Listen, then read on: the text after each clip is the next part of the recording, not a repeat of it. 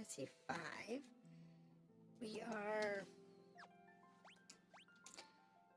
I did a little bit of leveling, not leveling, I did a little bit of item grinding earlier. So, we have a little more gear than we had before. So ready to move on.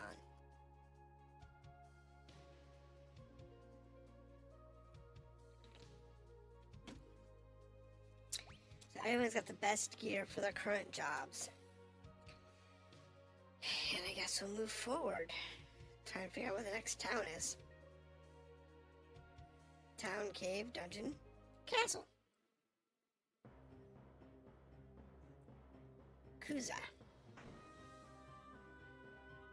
Now, what do we have for levels? Mystic Knight is on 5. He's gonna go to 7? Yeah, he'll go to 7. The Dragoon, I think, is only gonna have like 2 or 3 levels.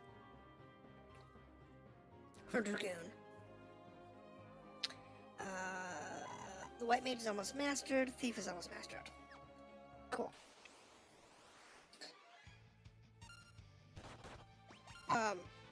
That hurt.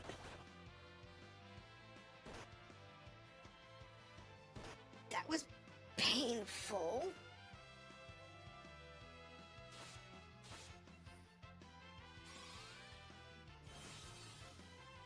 Okay, well, I'll take the...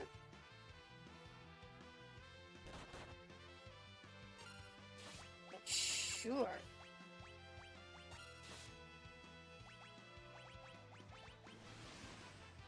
Zombie breath. Well, 2 of them are protected from that. Sure.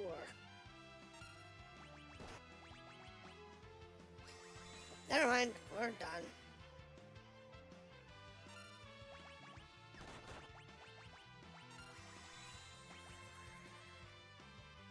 If we survive, that's I'll be impressed. Yeah. She has no damage. We don't want to be here.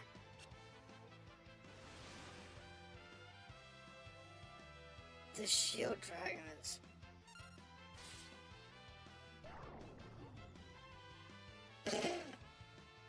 Really? Party was defeated. Oh my goodness. Yeah? And... let's not. Okay, so Coot's Castle is above our pay grade. I mean, the rest of this out here is not hard. We can kill all this. But that was bad, rough.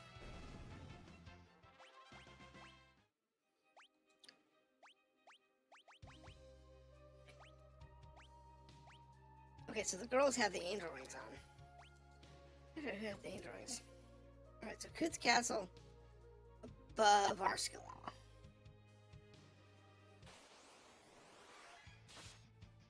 But we'll get there. We'll figure it out. We'll go back there in a little bit. Once we've got ourselves a little better off. Once our gear is a little better off. We'll be fine. We just have to get ourselves there.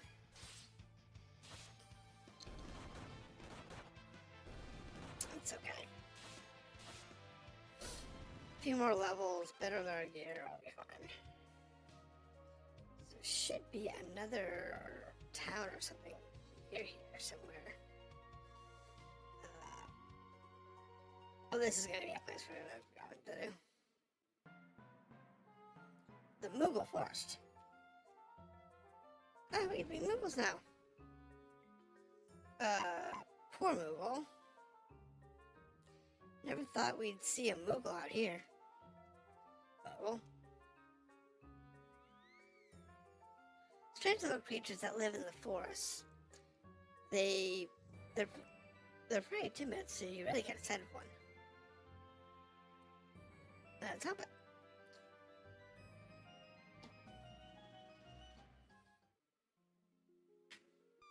Okay, so now we're in a water area.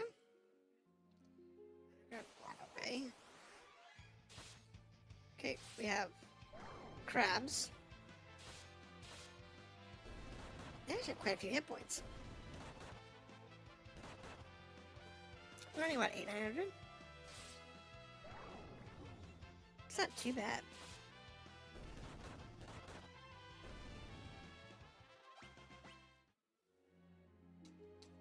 Actually, let's see something real quick.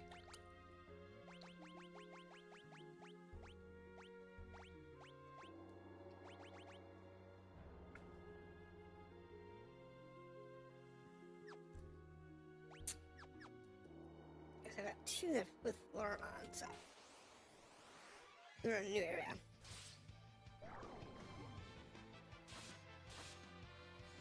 If we get attacked, it'd be good. Just regular attacks so far. Google eaters. Nice. Like the octopus.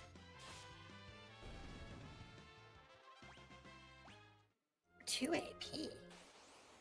That's pretty sharp. I like that.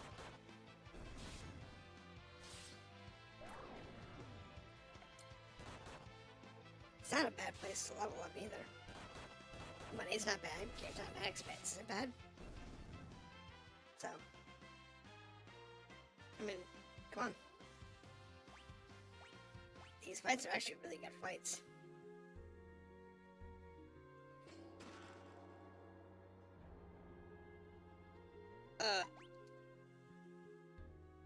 There's an exit there. There's an exit over there. More chests, too.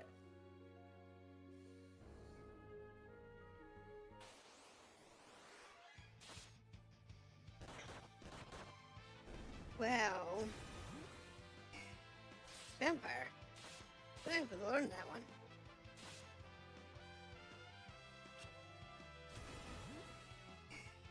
Honestly. That might be a learnable skill.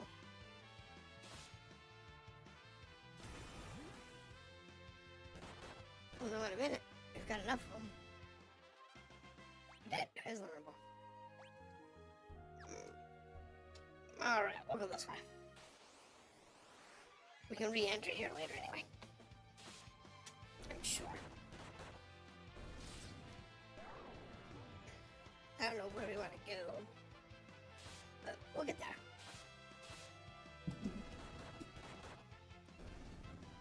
I wanted to go the other way, but we'll see.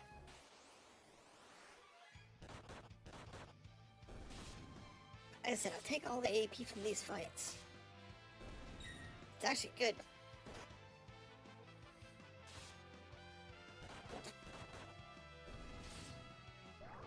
High AP is a good thing. Like that. That was only 1 AP. That was kind of lame. Okay. So this takes us back on this way. Which takes us to the chest. Well, that's nice. Feels like it takes us to the same area.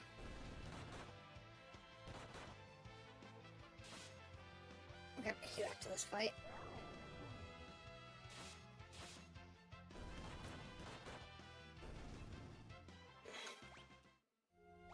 Right, magic. You white here.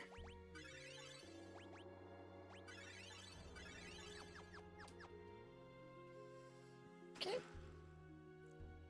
Grabbed a phoenix down, okay. It's not too bad. It's useful. It's not grotesquely useful, but it is useful. It helps. Oh, my camera's out of position again. There we go. I got knocked down. It's okay. Well,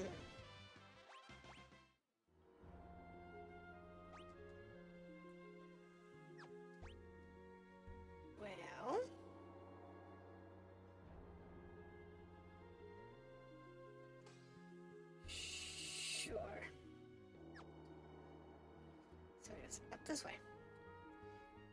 Be careful, Mr. Moogle. Moogle's fighting a Skelly.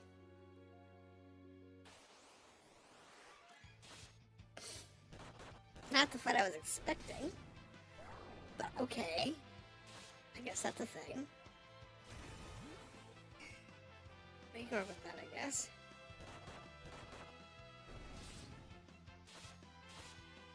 Yeah, we'll see what we got going on.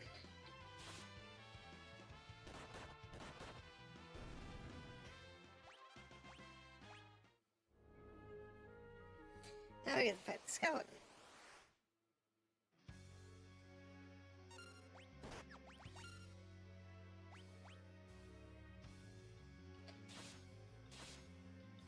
Not bad. Ow!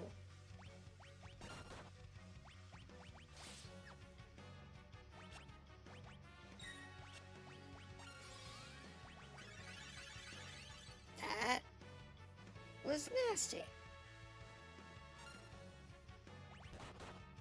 Let's see how much jump does.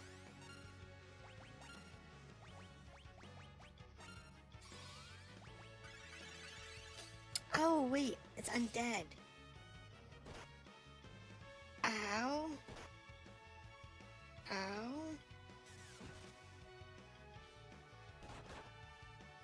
She hit it for twice, but it wasn't really worth much more.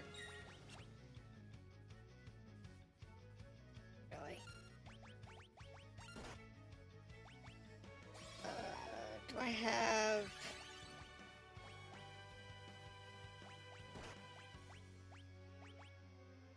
Fire.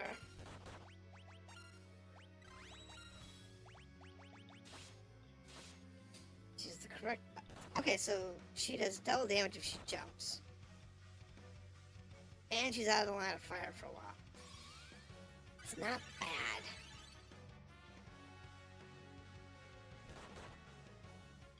Oh, come on, dude. Steal.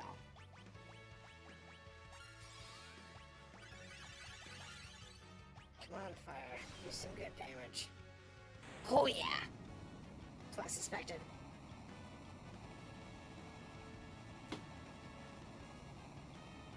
Spellblade with double weapons would be nasty. 9 AP. That's good. Alright, I'm gonna level on Spellblade and we're good to go.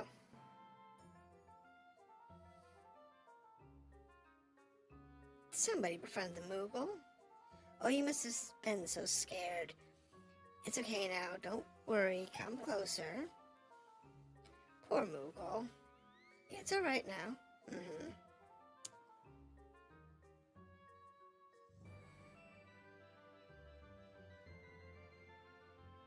Okay, so we have a friendly Moogle. Kaboopoo. Let's go on. I think it wants us to follow. You think?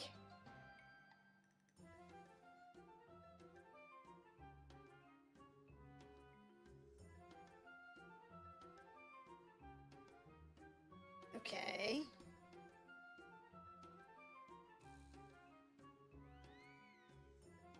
Where are we going? Oh, he's going through the forest. Where it can. Avoiding the deserts.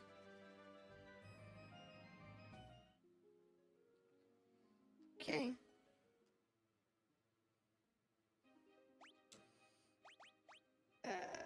Let's do our nope, ability.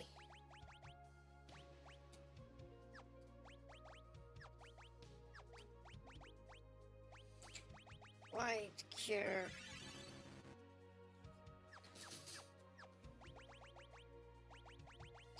Switch this back over to learn.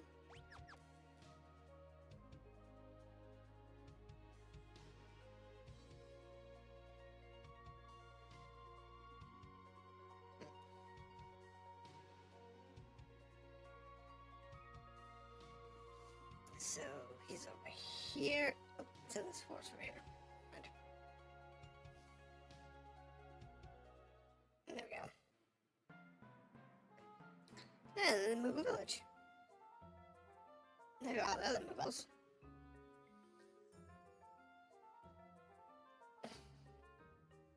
Okay.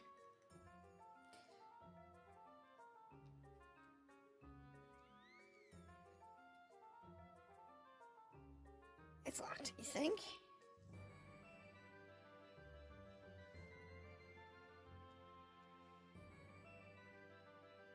Right.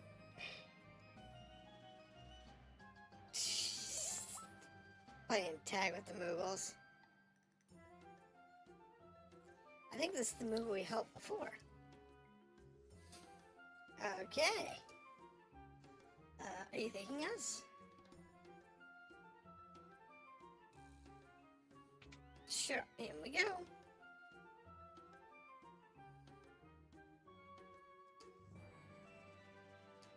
I think as long as we can keep whatever's in the chest. Alright.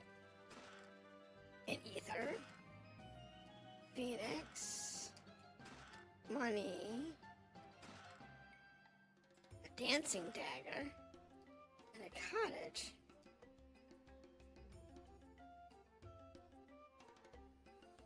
Okay. So the dancing dagger might actually be better off. Yeah, it does. What's it do? So an answer, so might do better to use that with the dancer job.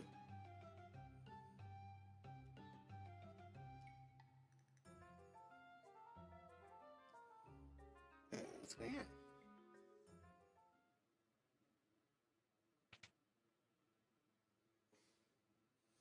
Oh look, Cryo, and she's got a Moogle too. Why are you so excited? Okay, that Cryo's gonna come rescue us.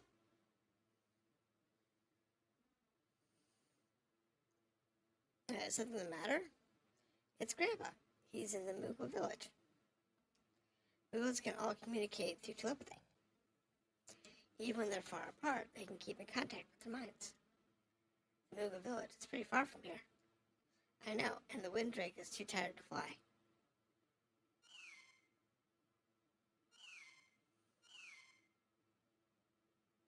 So that means I see, thank you. He says he's got enough energy for one more flight. You're certain not it's right. Uh-huh. Poor Moogle.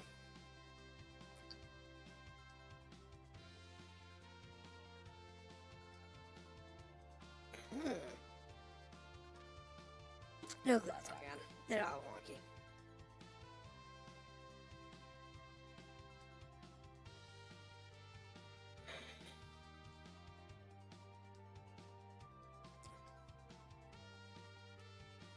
Gee, where's the Moogle's forest anyway? At the nose. Yeah.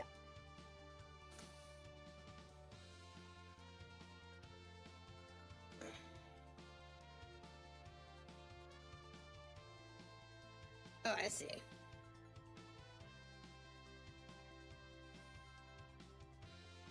They just kind of direct her down traffic. It's funny. It's up 22. What you up to tonight? You have a good Thanksgiving? Hey, it's Cryo. Grandpa.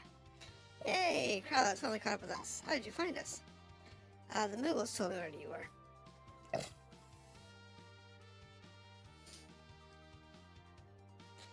Grandpa, we should hurry back to the castle. Everybody on the poor dragon. This poor dragon. It's gonna go into a coma for a couple of days after this mess.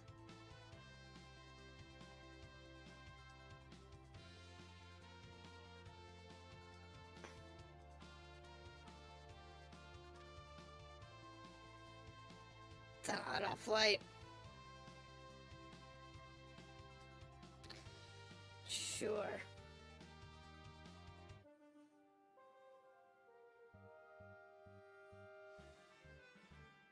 Drops all off in the castle. Dragon go take a nap.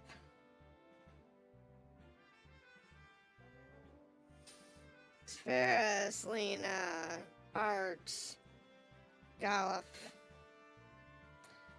I'll take the wind drag back to his roost so he can rest. Okie dokie? Okay.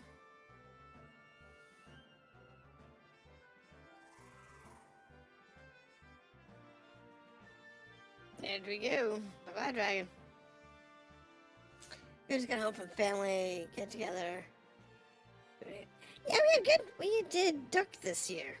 And it actually turned out pretty good.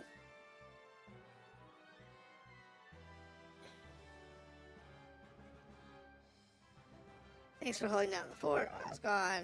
King Galuf. Of course he's a king.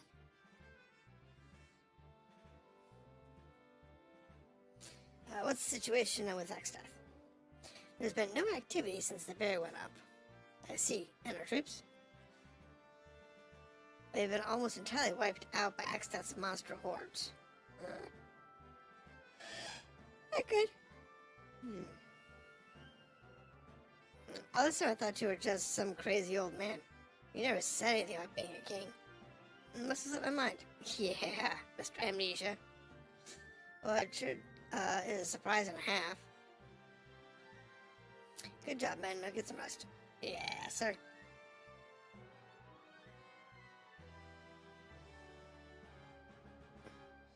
Alright, so what is it? You still got a funny look in your face.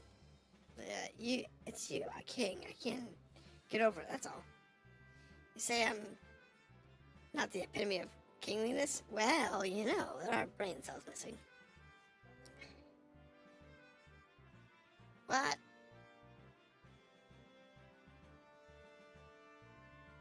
Alright, just kidding, but I guess I'd better mind my P's and Q's around you. Uh-huh. Yeah, well, no, it's good. Just gonna go off. Now, listen here. Before you know I was king, you knew me as a friend. Just get off is fine. Understood. Just get off. Don't push it, cat. Hear him bawl bad jokes like that will get you punished. Ooh, punished. the puns. Okay, anyway, so let's explore the castle. How much can I loot from the castle?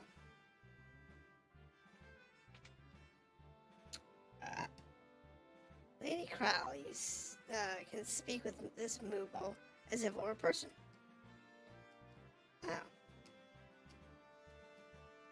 So she's got the ability to speak with Moobos. Lady Crow is such a good cat.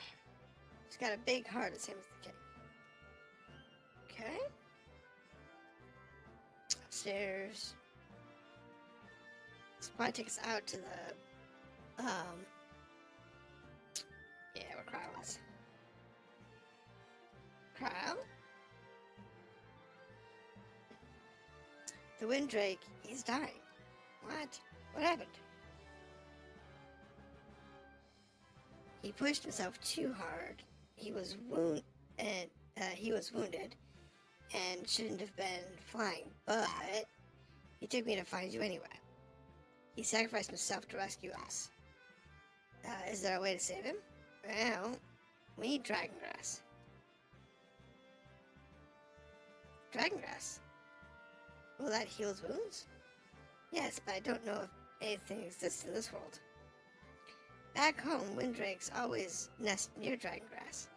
I guess these drakes are no different. If we go to where drakes roost, we ought to be able to find some. In that case, you know a place? Our best bet is Drakevale, Valley of the Wind Drakes. However, no one who has entered there has returned. Okay, we'll do it anyway. Guess that means we're the first to do it. Explore the castle and proceeds to take everything not nailed down. Temple Drive. Yes, it is. Yes, we take everything not nailed down. Chocobo is north of the castle. Just past Club, the Werewolf Town. What about the monsters outside? There's so many of them. Don't worry, the monsters is no match for the four of us. Right, together we'll be alright. And we'll bring back the dragon grass.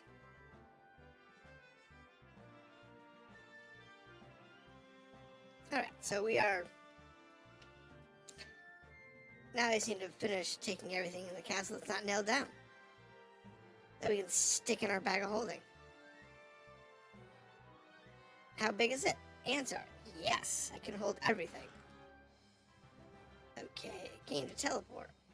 Teleport? What? Oh. What is teleport? What was that thought? Is that an item we can use?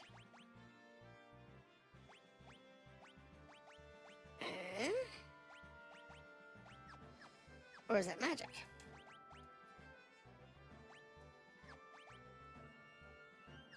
No, no, no. No.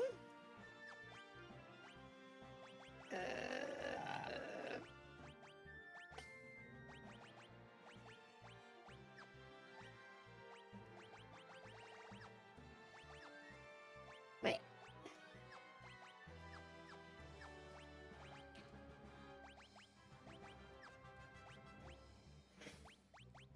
Where did the teleport go?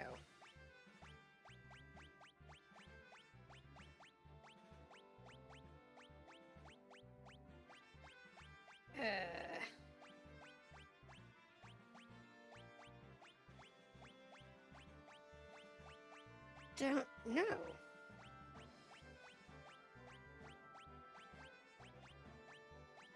Oh, I do have a ribbon. I have ribbon in my hair. It doesn't have great stats, but ribbon is one of the most powerful items in the game. And pretty much everybody can use it. Nope, dancer and freelancer. Oh. Okay, so that's good to know. Only the dancer and freelancer can wear it. Interesting. I don't know. Whatever works. It's somewhere.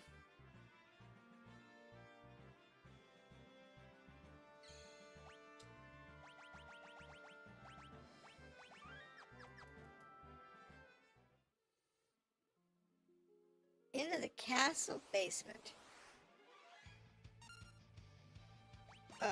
Sure.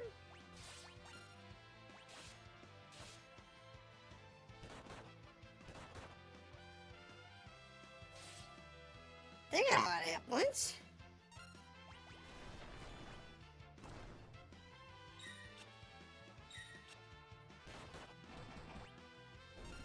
Okay, well that helps.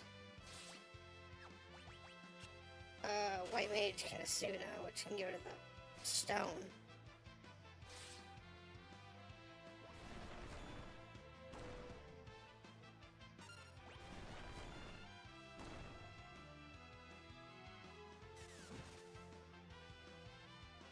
Okay. In our Dark Sun campaign, we finally found a bag of holding. Bag of holdings are amazing. They're absolutely amazing devices. They're so worth it.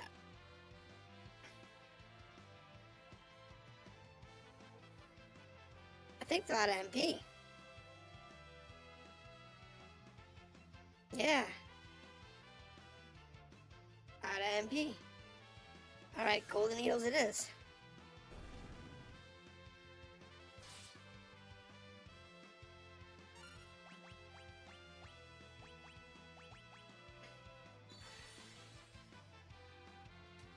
I have a few.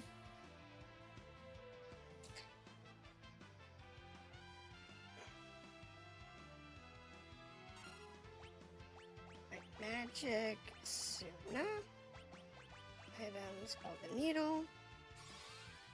Use magic when you can. Yeah, bag of holdings in a D&D campaign are always an amazing find when you can get a hold of one. That was impressive damage.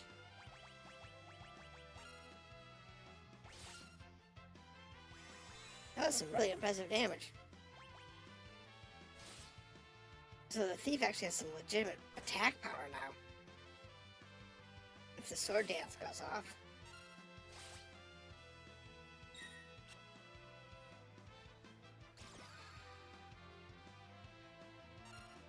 Okay, so not always.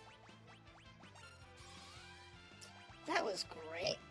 I'm gonna use the right attack.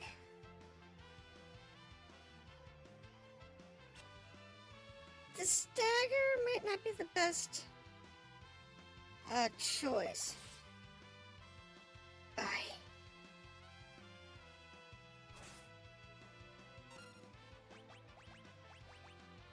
Raise.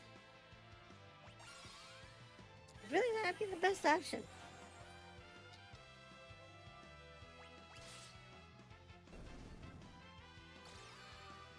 Because it can't control which dance attack. She just cannot stay up.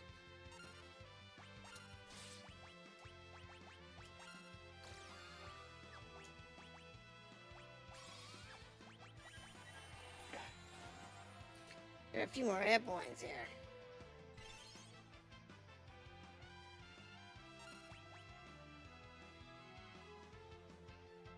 If I can get everybody to do one attack round, we'll be fine.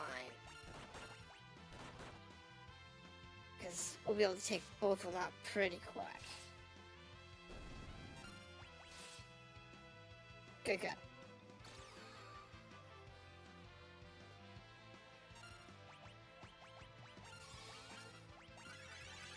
There we go. Have some health. That'd be enough to save her, but it'll be enough to keep everybody alive here. Mystery Waltz. I'm definitely taking that off. It's too inconsistent. The funny thing is we don't really need it. The group is basically doing a giant trade caravan going from city to city, trading goods basically, so it's using it as a store to sell special components for spells and stuff, as well as emergency stash for fun party. That's usually what they're meant for. Hey Jonathan, how's it going? Time magic, immunity to most situations and ailments. Coral sword is great against those guys. Actually, that makes sense because they're stone. 8 AP. Oh, I got an idea. I have a beautiful idea. Oh my goodness. This is a great idea. Though I like thanks for the suggestion of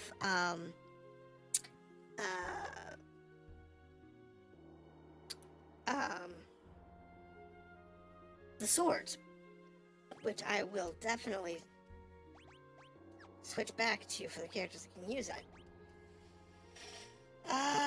She does not have a water effect. I don't think.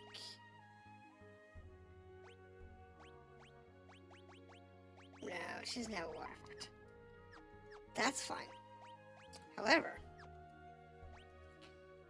the dancing dagger, God no.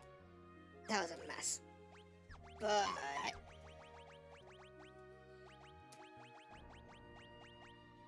where is that?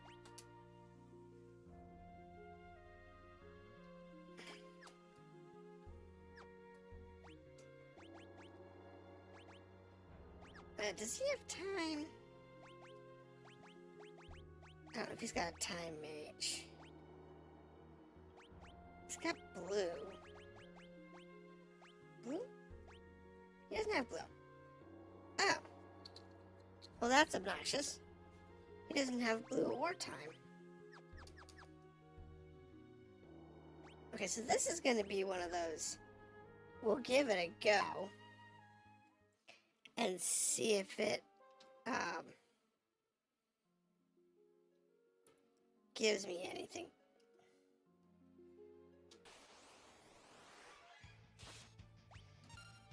Bad move. Please. Stack. Yeah, jump. Blue Mage. Just don't break Ferris.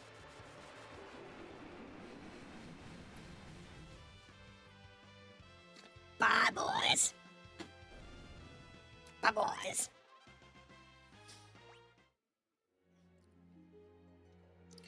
Let's just say as long as Ferris doesn't get stoned.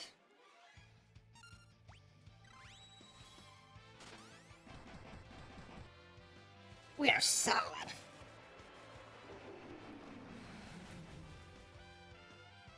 Doesn't matter what else does. This is the place fantastic for grinding up if you have a fast skill method. Yep, I do.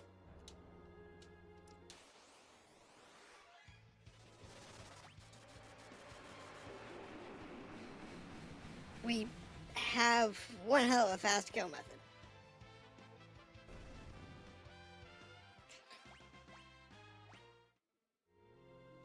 There is nothing that can't stop this army. Oh, I wanted to fix that. Oops, that's bad. Scrape everybody's attacks. No. Attack. Attack. Attack. And I need Ferris to do the death thing. Blue, death, go. Now we're good. I could also use death science because I have 2 of those. But this is faster.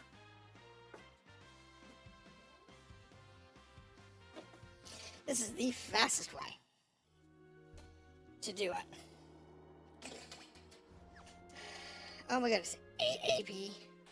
I was grinding on 3 a while, and the Chimera that gives you 3 AP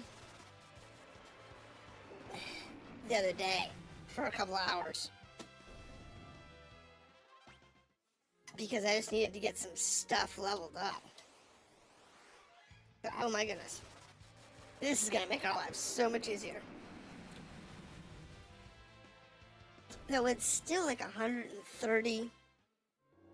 Yeah, even doing this, it's like 130 fights in order to get Red Mage maxed. For that last level. So yeah, we're going to max out real quick. That'd be good. I think we'll probably be here for probably the rest of the night doing some maxing. Because I've been wanting to get some of these jobs maxed out for a while. As long as we've got Blue Mage, Blue Magic, we're fine.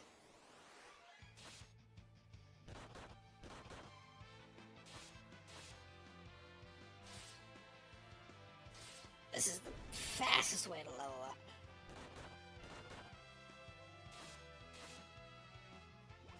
If we were this far yesterday, I would have been here today for probably most of the day, just doing some level grinding. Now, I'm not going to get, because of the way I'm playing, we're actually not going to max out Blue Mage or oh, what is she? She's out of magic, isn't she? Out of magic.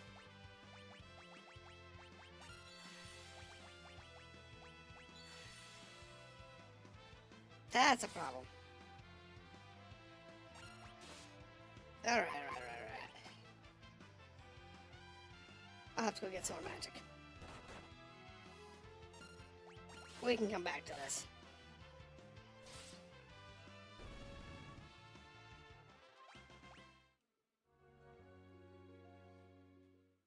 There we go. Unfortunately, this one doesn't. You can use tents here, but all you can do with it. Push all you like, the door in the basement won't open. Yeah, we're aware.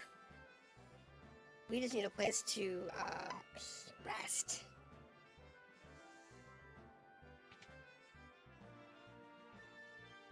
and maybe do some shopping. Depends on how you feel about countering, might decide whether mastering monk is a good idea or not. I actually have, when it comes to mastering for usable skills, monk to level 2 is about as high as you need to take it. The one that you really want to master is ninja, because that gives you dual wield. So if you get monk level 2 and you master ninja, you are done. There's nothing else you need to do, because you have always have the ability to have the highest possible attack powers. Because like right now, I'm not using it, but like he does. Like here, he can do dual wield, and dual wield spell blades is insane. Don't get me wrong. I have heard dual wielding spears, and he's just barehanded, and all of them have both of those skills. So yeah, it's pretty potent. For barehanded, definitely ninja's absolute necessity. Yeah, you have to do ninja and the barehanded. Doing the two of them, you're solid. Alright, so anything here we don't have? Gauntlets, which give us, give me 2 of those, please. What else do we got? Anything else here we don't have? Nope, we have all this. As long as you got at least 2 of everything, you're good. I have all that. Anything for you? I have all that. I have all that. Okay, what's in the back of the shop? Okay.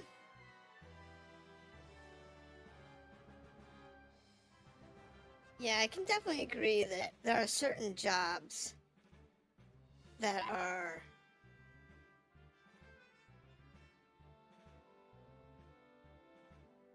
you might be able to mantle or hairpin.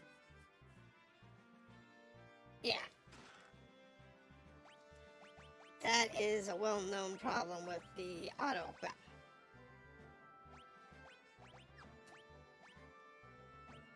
Oh, no, you don't.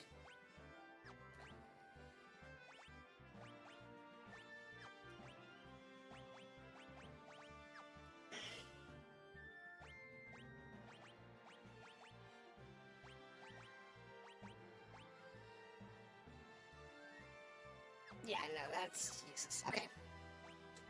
However, things like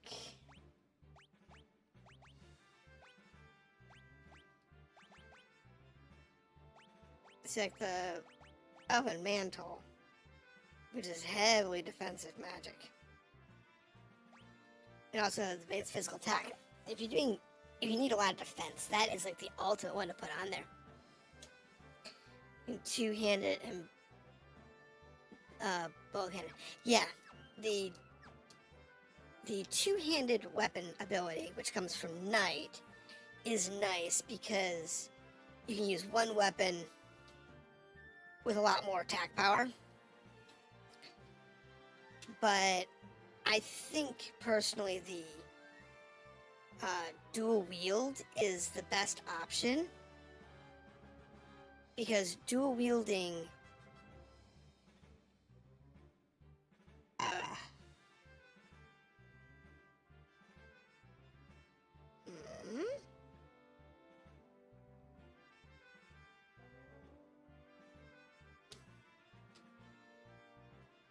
because dual wielding allows you to give you 2 attacks. So if you miss, if your attack actually misses, then you actually have the ability to attack again. There's been cases. Oh, here we go.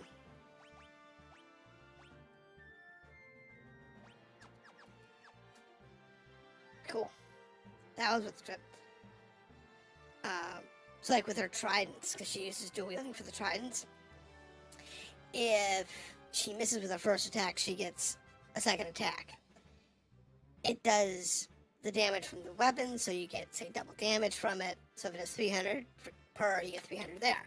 If you use the two-handed skill, where you use one weapon in two hands, it will give you the same offense. You get 700 points of damage.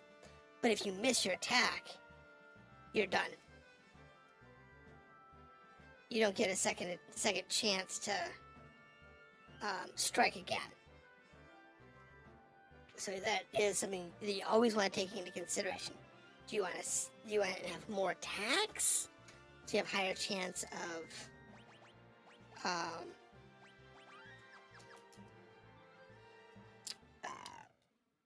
having more damage that way, or you just want to have one really big hit.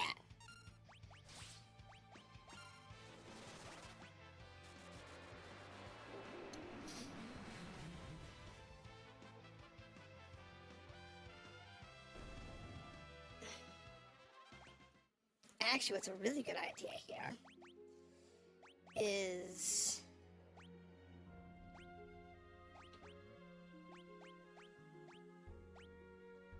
where is it? He has Blue Mage abilities.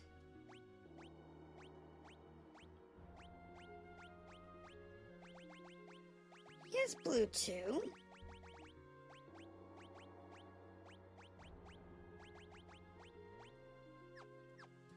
Oh, maybe one more level in Blue Mage.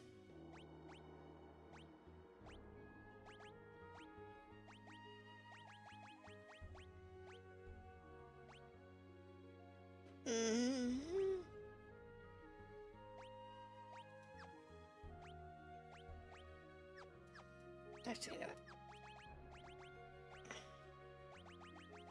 what? Use dual wield. Not the dancing dagger. Job on her. Where's Blue Mage? She's got Blue Mage level 3, so she should have Blue Magic. There it is. So it's level 3 for Blue Magic. That's it.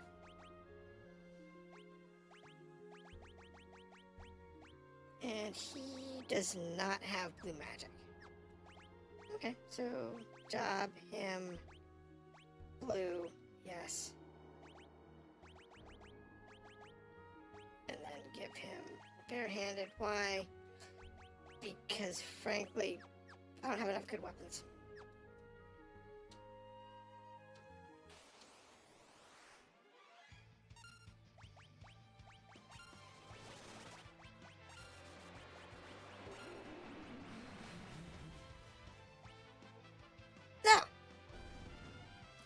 I can go for a very long time. I wish to make games like this for modern gaming. Just think how big the world would be. I know, right? If you had... And you can make them. And they do actually make games in this style. There aren't... If you look up... what is it? RPG Maker. Is it RPG Maker? Hold on. Let me spend half a second here so I can make sure it's the right game for you. Yes. If you look up over on Steam, RPG Maker, MV, MZ, XP, or one of the other variants of RPG Maker. The company makes several different versions of it. They've got a lot of options, so each one's got like different design elements, different tools or whatever. As a game developer, you can do that and be able to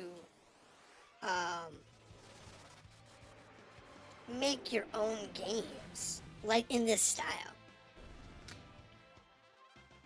Yes, you can. If you've got the skill and you've got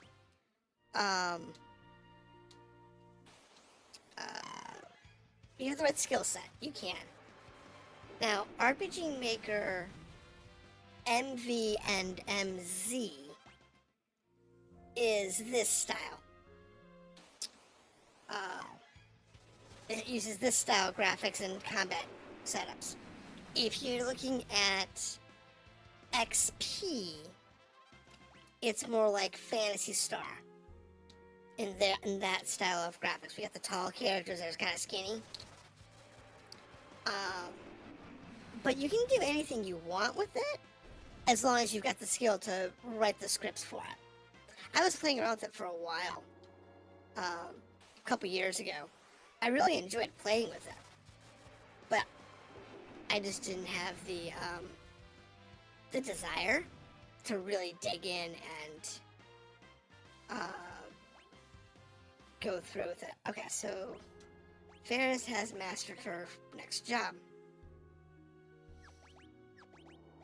She is mastered. Alright, what is she that's close to mastery? I think she's got something that's close to mastery. Yeah, Time Mage.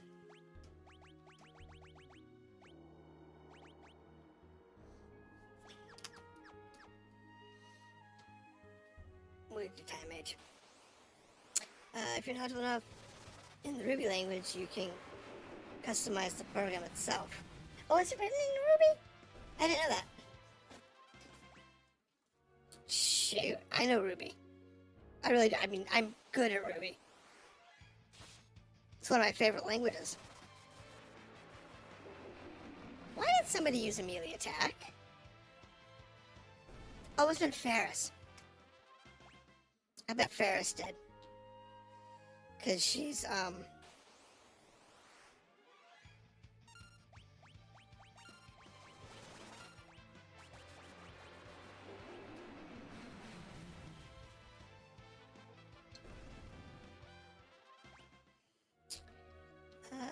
I fiddled around with a few versions, NES, PC, PS2.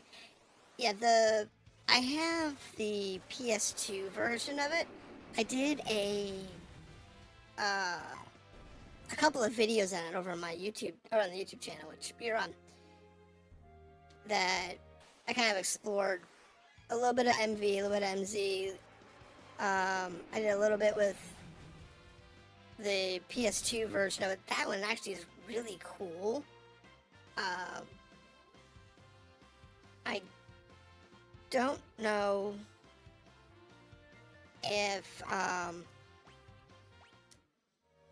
I don't know if there's a PC version of that. Might be like 2003 or something. But yeah, it's a good system. They're all really nice.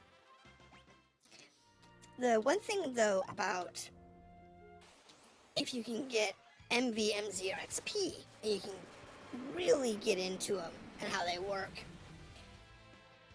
is that there is a compiler that you can use that the company provides that allows you to actually make a game that's publishable over on Steam. I don't know if they have one for like iOS or Android. I think they do. RG Maker XP. XP is pretty good. You know, XP is the one that uses the Phantasy Star graphics. We have like tall, thin characters by default. I have that one too. I have a bunch of them. I was kind of playing around with the different ones for a while to see which ones were better than others. Hold on a second, what is going on?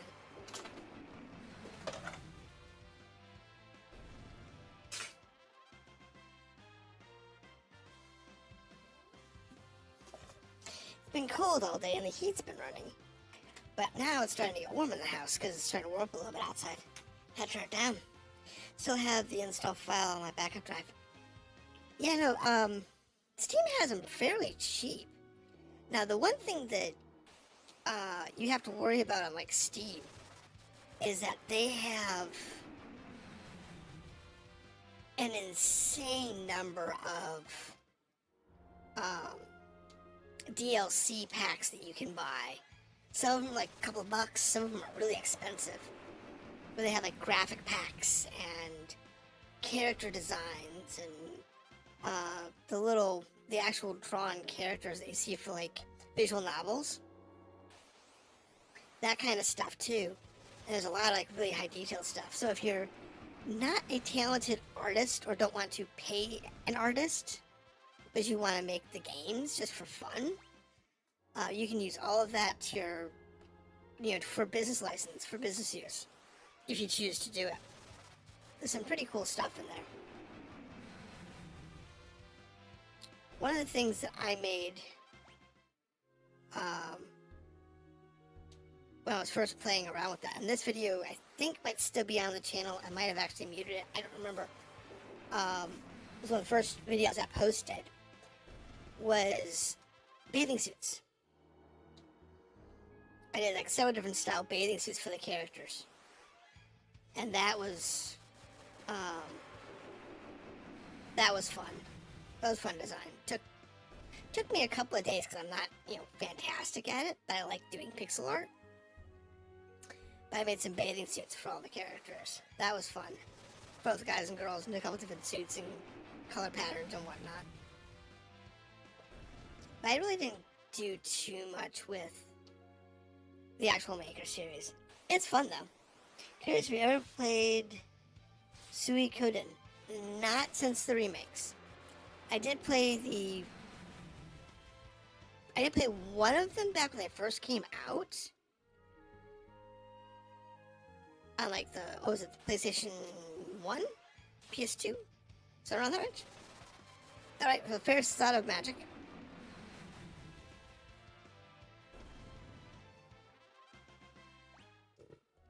And those are pretty good. Let's have a look on my phone while here. For what? Suikoden? Or on the Maker stuff? Just so everybody's aware, I am dual streaming on YouTube and Twitch, and I have one person talking on each. So we're doing great. It's a good day today. But yeah, no, I'm a big fan of the Maker series. If I actually had a project in mind for it, I would probably do a music stream where I'm just jamming away.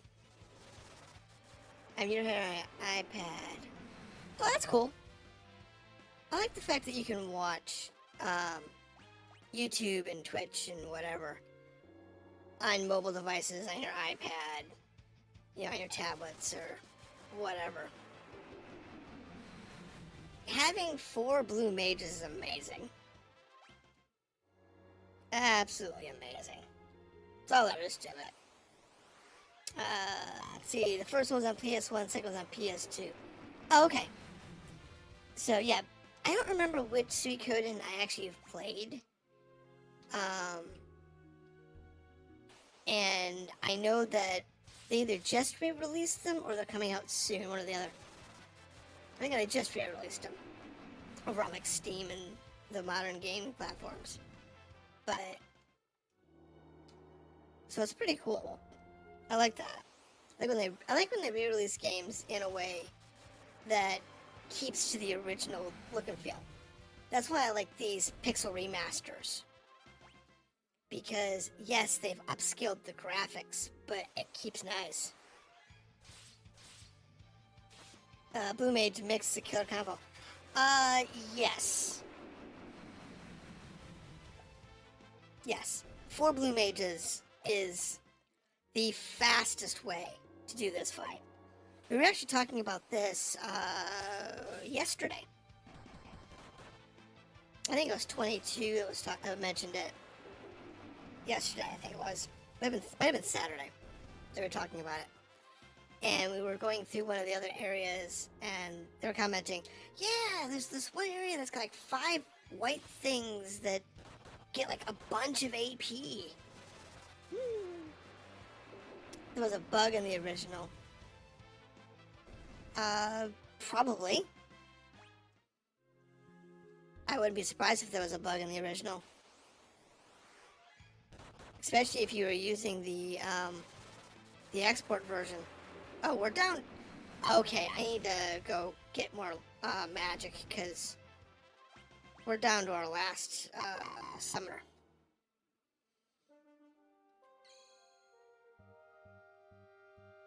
Alright.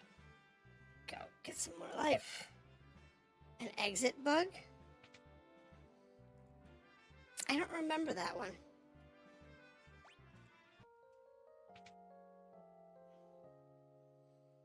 I don't remember the original game having any kind of bugs. What you got? Because it sounds interesting. I like bugs. Bugs make life interesting.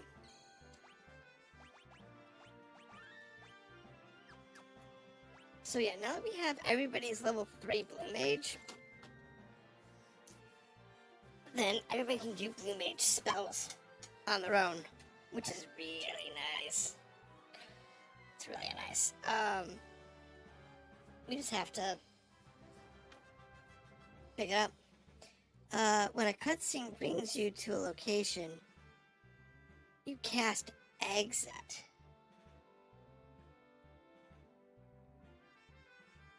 Okay. How does that bug the game out? What does it do?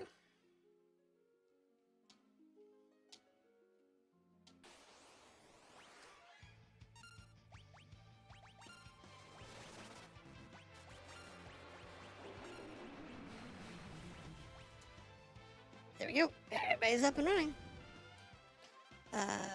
Brings you to the last place you manually entered.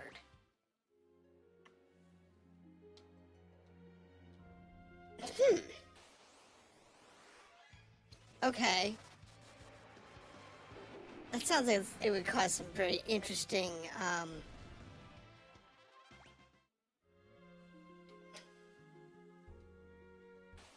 problems. First play in this game? No. First play in Pixel Remaster? Yes. I did play the Nintendo DS version when it came out, but I'd also played the original Japanese version back in the late 90s when emulation first came out. I got a copy of a partially translated version. And that one, the only thing that was translated was the menu. So it was like everything else was in Japanese, so all items were pain in the butts. But yeah. And I beat that.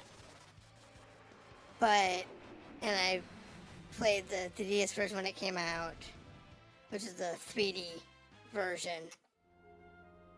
I do own the re-release on Steam version and the Pixel Remaster, and we're playing the Pixel Remaster today. After the worlds merge.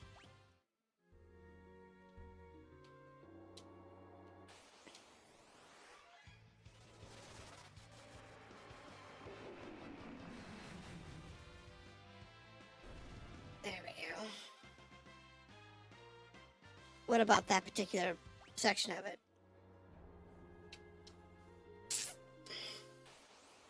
And you go to the Goodio's Cave with book, and game brings you to the library.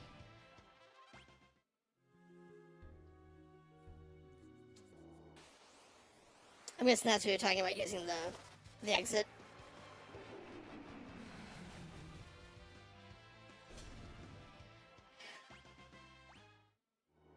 You did not manually go to the library. Okay, I get it.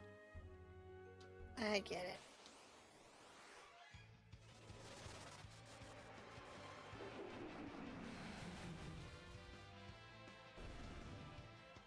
Ah. Yeah, Boko's fun. I like Boko. Black Chocobo's cool. Oh, the Boko Chocobo's cool. Now, I'm not, in this particular playthrough, we're not looking for a lot of bugs. We're not looking for anything in particular. So, you cast exit while in the library and return to book. Oh, that's cool. Might be worth trying out just to see what it does, if that's still a thing.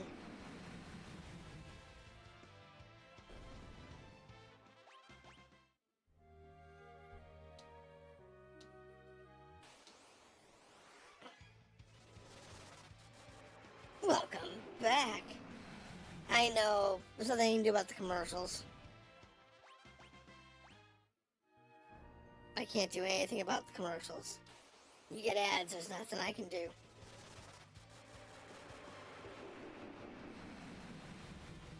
Especially when they do the full screen ads.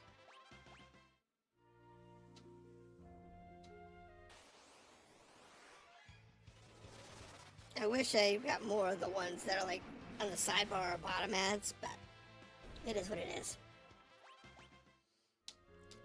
But yeah, it's definitely interesting. I will definitely try that exit thing. When I get that far. Bear's mastered equipped rods, and we have mastered time lineage. Cool. This allows you to access Bart's hometown before it gets swallowed and access to the dragon. Ah! That sounds interesting. Not as much in Bart's town.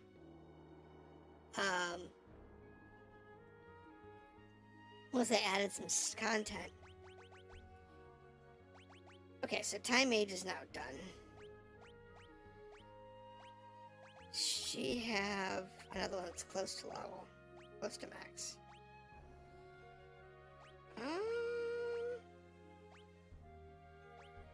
I guess we could put her in as a dancer.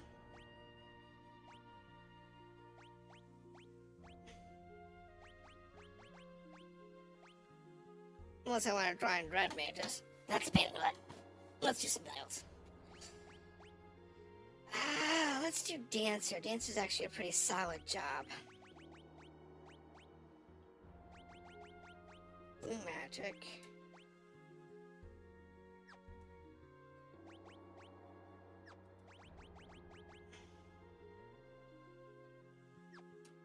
Yeah, that's actually pretty solid. Cheap items, that's mostly it. Oh, okay. Yeah, they are pretty cheap in his hometown. That's for sure. Let's see here. Nobody else is maxed yet. Everybody's getting... Okay, so Galuf and Bart are getting close.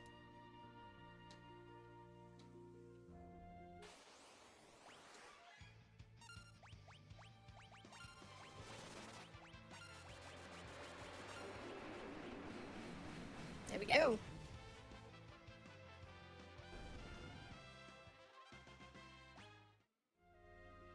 You know what? I never say, you know, when bugs, I say bugs are fixed. I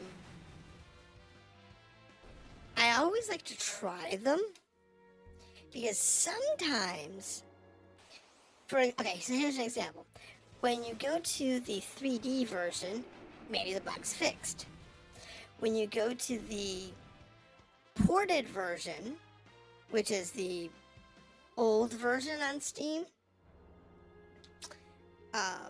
which I don't know if you can access without actually having the link anymore. I think it's not listed anymore because the Pix Remasters have replaced it.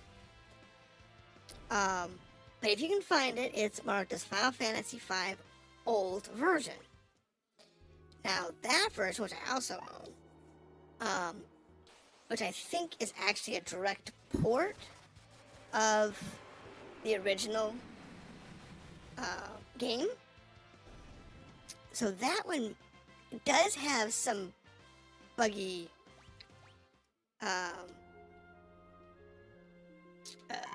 content in it that I've noticed when I was playing around with it a while back. So that might still have that bug in it. The Pix Remaster may not, though. They may have fixed it in the Pix Remaster. So it all depends on which version you physically have. Yeah, that's what I'm saying. The bug might be in that version. Because that was a port. So, I don't know. They've mastered scan. Alright. So I gotta get those two off of this job now. So what does he have that's close to mastery? I gotta go back to Magic Knight.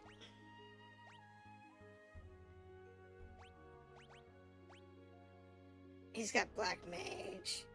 I need him on White Mage.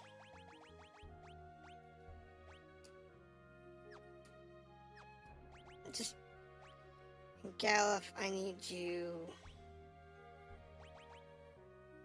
on what?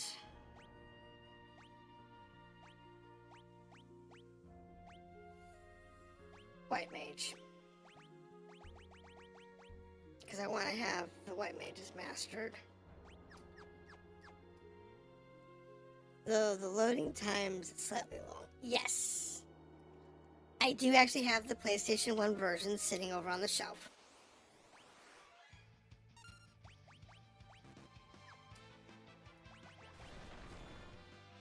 Yeah, I know.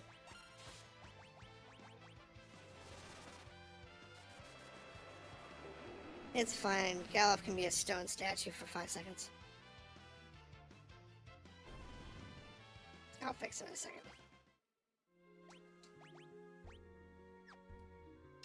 Hold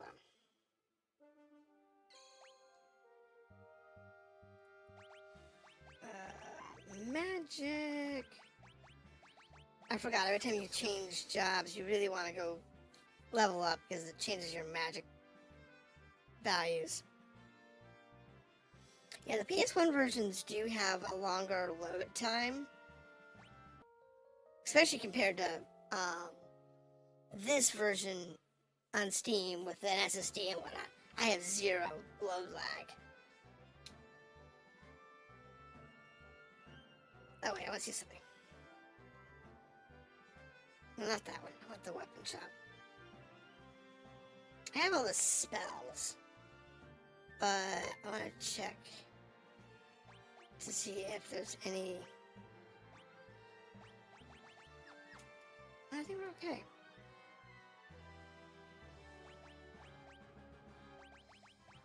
I think everyone's got... Yeah, okay. We're good on that. The translated ROM is on my phone. I haven't beat the game yet, though I have done a lot of weapon stealing, acquiring of drops. Yes, honestly, one of the best weapons to get is right here, the Death Sickle. You get that on Crescent Island. You have to, it's a random drop, so you have to wait for the guys to just drop the bloody things. But that has a chance of doing level 5 death every time you swing. And when you combine that with the ninja's dual wielding abilities, it is absurd. The Dragon Beard Whip are the biggest pain.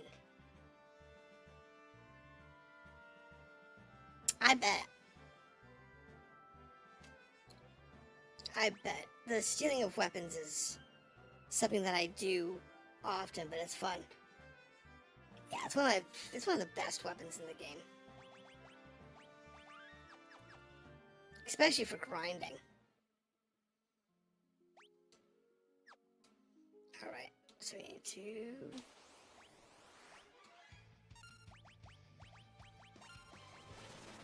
Hold on a second, let me get...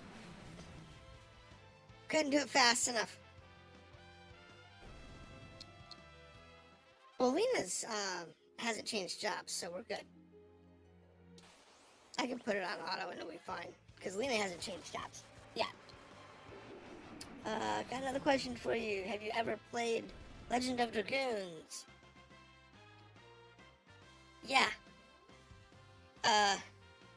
Hold on.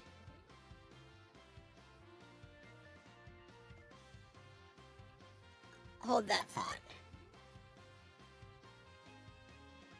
I have, go to my channel, playlist, oh, where is it?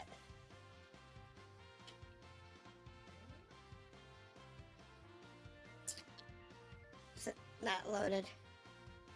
Hold on, though. I have a few playlists.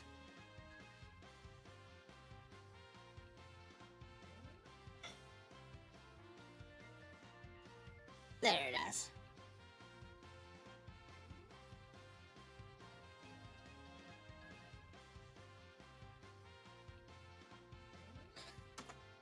"38 episodes long.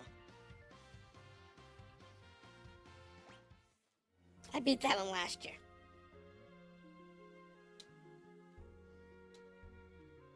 Yeah, if you're not following me over on YouTube, you should go over and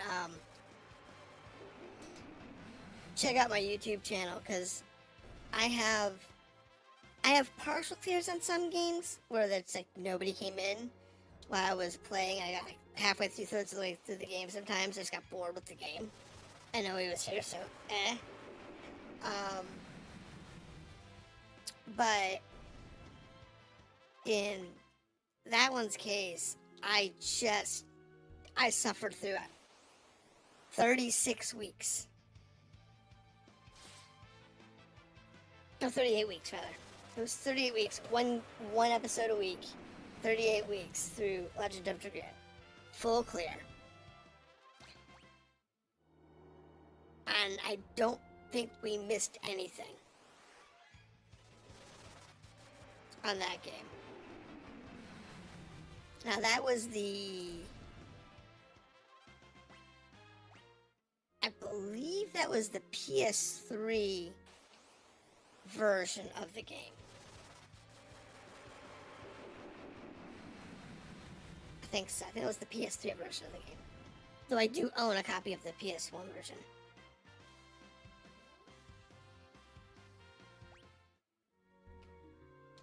Yeah, I'm pretty sure I probably 100%ed it up. And the Stardust is a hard one, because I went through with a guide to make sure we got it all. I don't remember, it's been over a year since I did that one. So I don't remember if we did 100% on it, but I think we did. But even if I didn't, it's one of those, I don't know if I'd want to go back and play it again anytime soon. Because it is a long game. Yeah, it's over 100 hours on that one. Now, the other one that, the one game that took the longest to play through, and I have not 100% of this one, but it's one of the longest games I have played, is Sword Art Online Hollow Fragment, which came out. Yes, I know. I have a copy of it. I have my original copy of it. It's not one that I bought like later, like some of the games that I have on the shelf. I have the original version that I had purchased sitting up on the shelf. Same thing with Darkstone, Vagrant Story. But now I own 2 copies of Vagrant Story.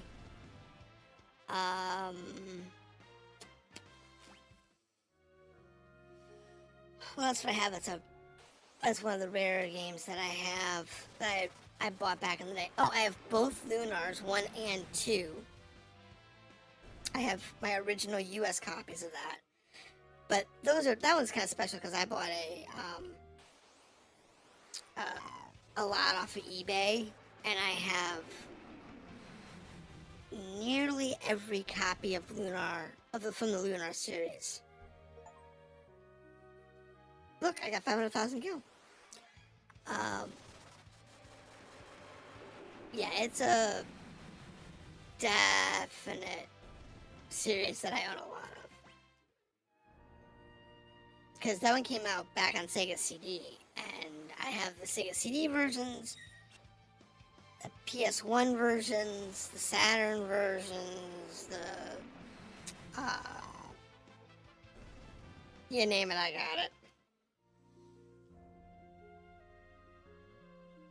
I'm debating if I want to buy all of the versions when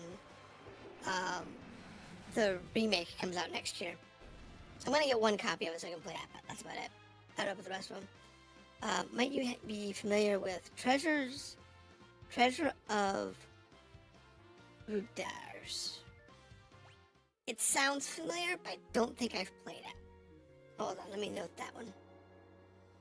Let me take that one down as a note.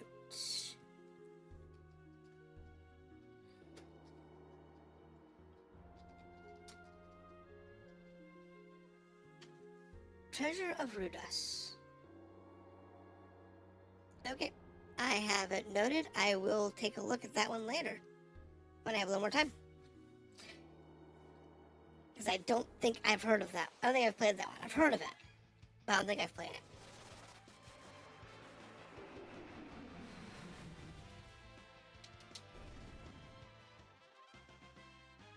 Lena can now equip lances, so she's mastered? She's mastered. Alright, one more job down for Lena.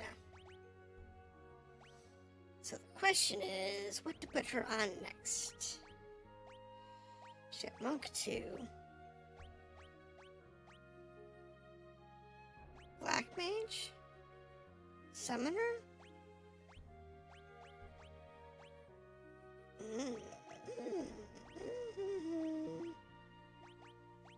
Oh, let's try having some fun with this.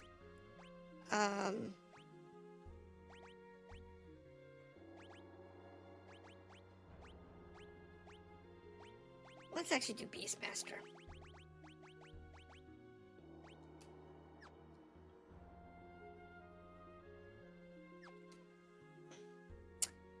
And everybody else is good to go. It's an RPG with a unique magic system. Really? I like unique. Hold on.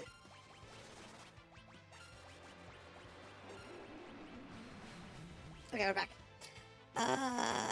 Cheap viewers on. Okay, gotta ban you. I'm sorry, dude. Right board. Give me just a second, guys.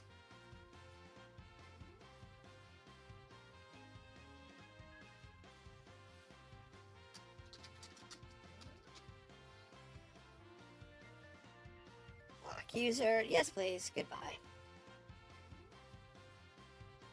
Bot be gone. It's got a unique magic system. Well, I will go take a look at it and see if I can find a copy.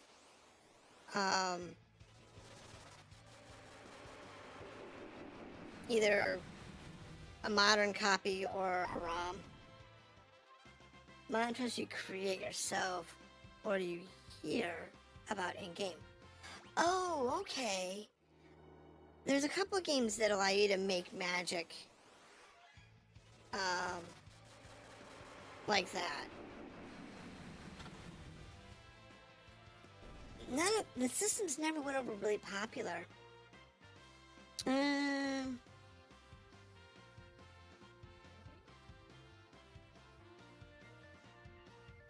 Okay, so your bot is blocked, so I just have to reload your screen. The text isn't going to go away. I don't think I can... Can I purge it?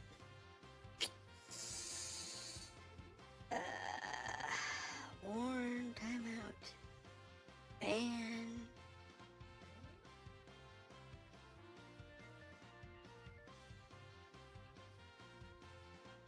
Yeah, the text remains, because Twitch changed their rules again not that long ago. It used to be when you banned somebody, it purged their dialogue, but now it doesn't do that.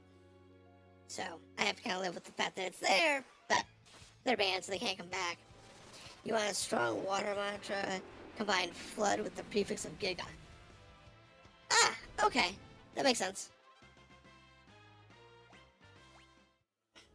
And once you learn certain types of combinations and spells, like giga being a prefix to make things bigger, then you know what to expect when you, like, for Giga Flood or Giga Fire or whatever, Giga Lightning Storm type things. That's cool. I like that. That sounds like it'd be fun to play. Thank you for letting me know about that. I will definitely chase it down, probably tomorrow when I have chance. So tomorrow is a holiday and I have a max job. Wasting points here. Geomancer. I remember Geomancer being a strong job.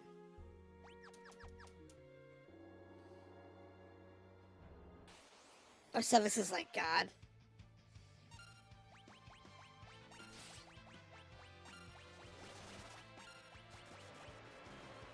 Oh, so is that magic?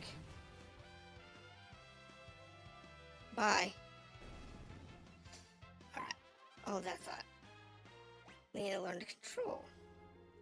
Alright, let me go get everybody magic back. Because that kind of matters.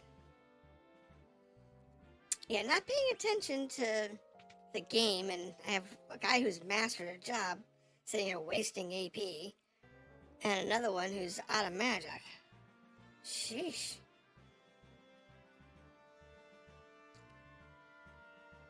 Now, the one thing I'm interested in with this game is if they left in the bonus job. And I think they did. I think I saw it in the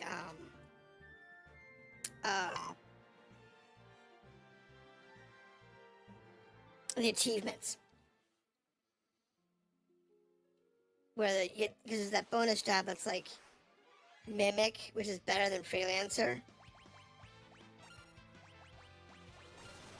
It gets all of the bonuses of every job you've mastered, but it also has like 3 equipment slots.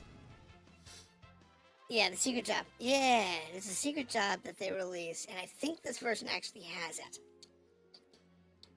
From what I was seeing in the achievement list. Because that particular achievement is insane. Because that job has 3 ability slots. So it has 3 ability slots. And it gets all of the bonuses from every job you've mastered. Mimic is all versions. Is it? I couldn't remember if the original version had Mimic in it.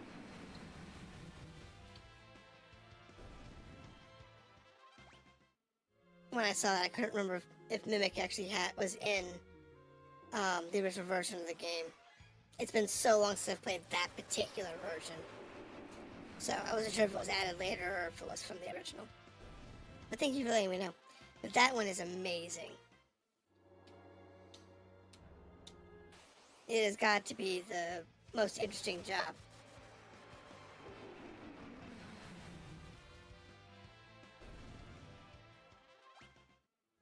I just like being able to max out the jobs quickly in this place. 8 AP is nuts.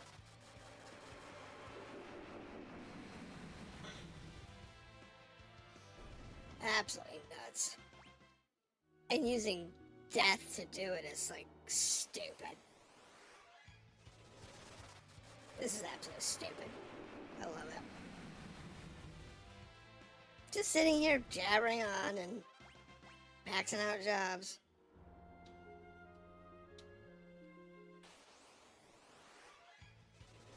It does. You can even meet Goo before they go. Oh, okay.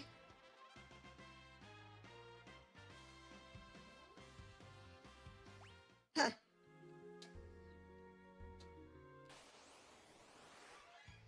Yeah, there's a lot of stuff that you can only, that, doesn't show up until you get to the merged world section of the game. The big reason I'm doing this level grind is because I want to be able to do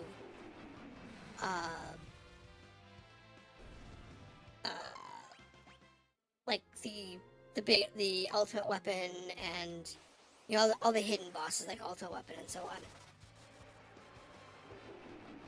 Oh, okay.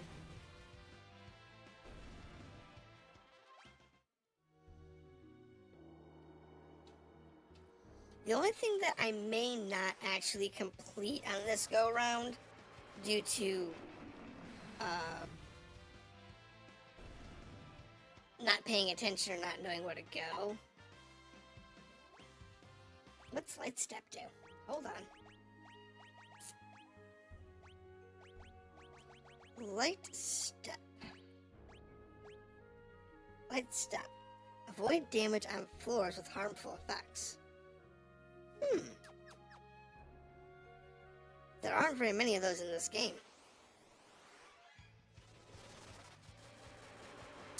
I guess that's useful.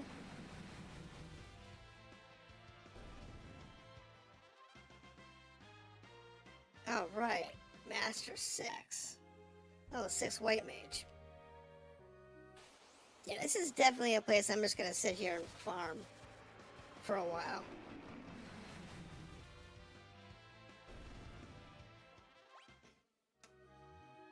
Tomorrow, when I'm not shopping, I will probably be back here farming. So the only one that we may not get everything for is Bard and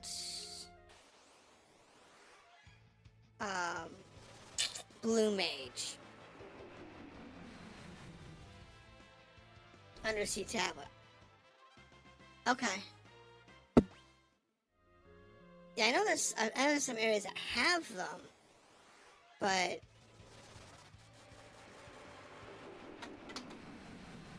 it's just a matter of haven't seen any so far in this playthrough. Equip whips. Ooh. She's getting sexy.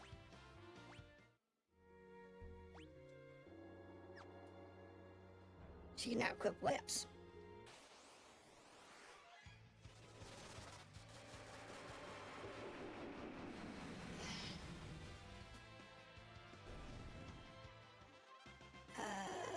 And Exdeath Castle.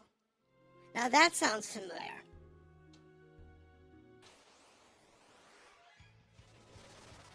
So yeah, having that light step is going to be useful in scenarios like that.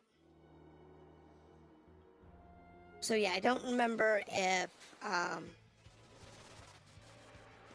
don't know if I'm going to actually get all of the Bard songs, all of the blue magic, because I haven't been looking for it. So there is a chance that I don't have, I won't have those 2 achievements done and a couple of others in this game.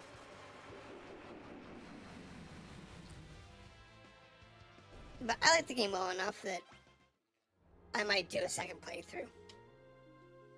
Just do the achievements.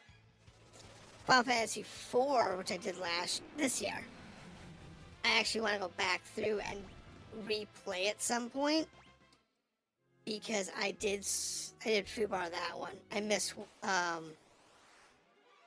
something in the one-time dungeon with the big beast, the automaton that you have to beat up, but you only get one shot at that dungeon. Apparently missed like one beast record in there, so I didn't get a full clear. Annoying. The Requiem song is very useful. Well, I know the bard music is useful. The only ones that I have right now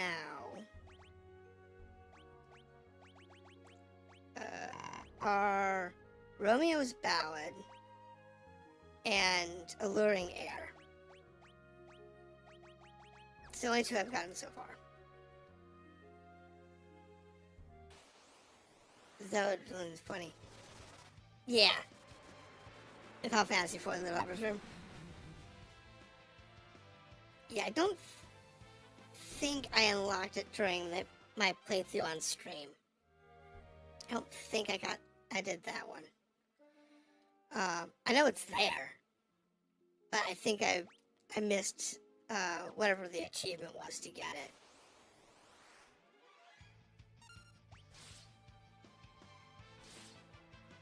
Ew, I'm gonna have to heal after this fight. It's fine. I got magic. All right.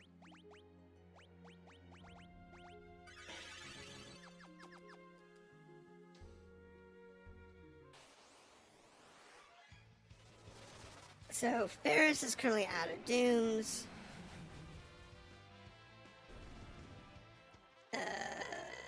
It is in the translated.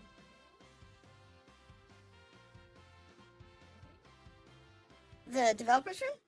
What was in the original version of Final Fantasy IV? Huh. I don't know if I ever went looking for it back then.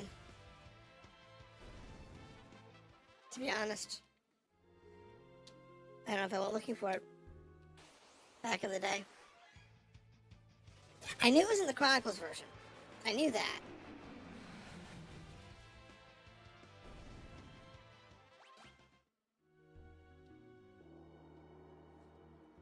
That was the first place that I'd run into it. Was on the Chronicles version.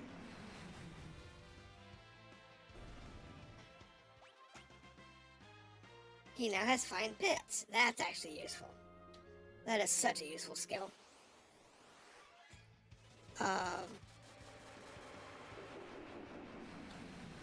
yeah, that was the first place that I ran into that one.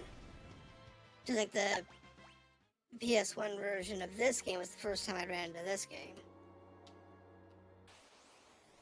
I think from that era, though, from the PlayStation era, I liked Chrono Trigger and Chrono Cross a lot. I played both of them multiple times back in the day. And I own the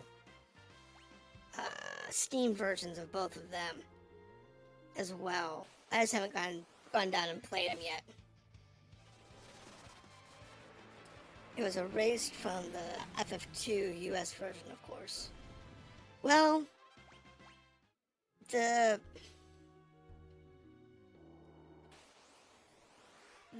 Super Nintendo version of the games was kind of a weird thing that they did. There was no reason for them to remove content from what people understood at the time. The reality was there was some things that they removed from the Super Nintendo version of Final Fantasy IV and Final Fantasy VI because of the translation. The extra space required to do the English text meant they had to remove some things from the game to save space. So things like the developer rooms, the Easter eggs, like the developer rooms and whatnot, had to be removed.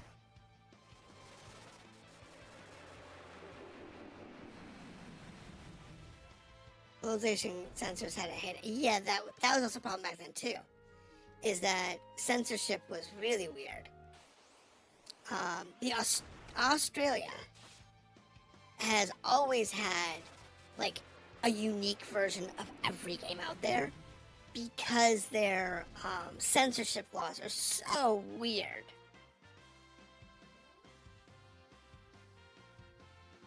Oh, fairies can equip ribbons. So now that she can do equip ribbons for other people. That's cool. She is now mastered. I did not even that was quick. Dancer mastered fast. Oh my god, I did not even notice that. How about we put her on Bard? Let's put her on Bard. Bard's good. How's our mana? Mana's kind of low. Let's go get mana. There's a naughty book in the developers. Yeah, I remember reading about that recently.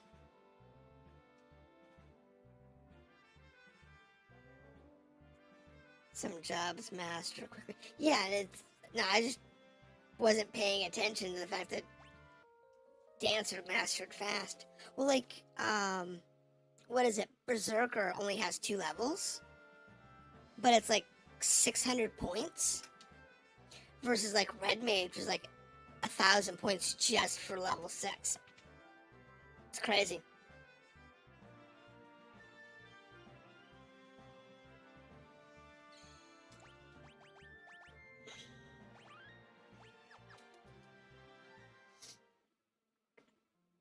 Yeah, the developers room's got some crazy stuff in it.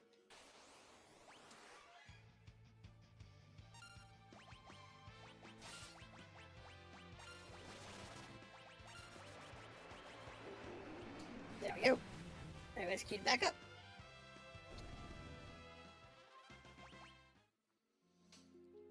Nice. X magic is worth it.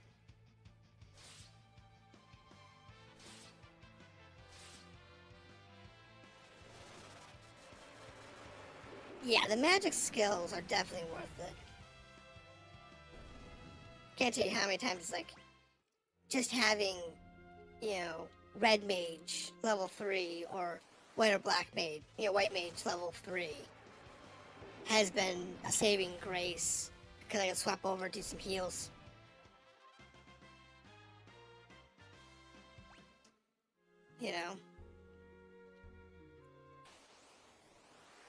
There's always advantages to that. I don't think we're really gonna have to worry about needing quick, mainly because our levels gonna be so high. We're 38. Our level is so high because of us doing all this grinding. Wait a minute. When did he master? Golf already mastered. Geomancer. I wasn't paying attention again. Let's put him on chemist.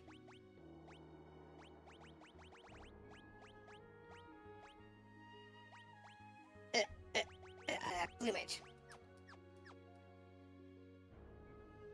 Sheesh.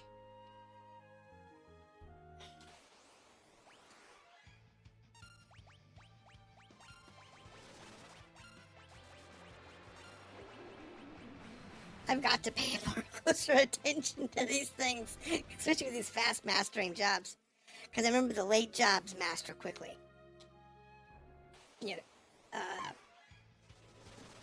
Which would be Dancer, Chemist, Geomancer, and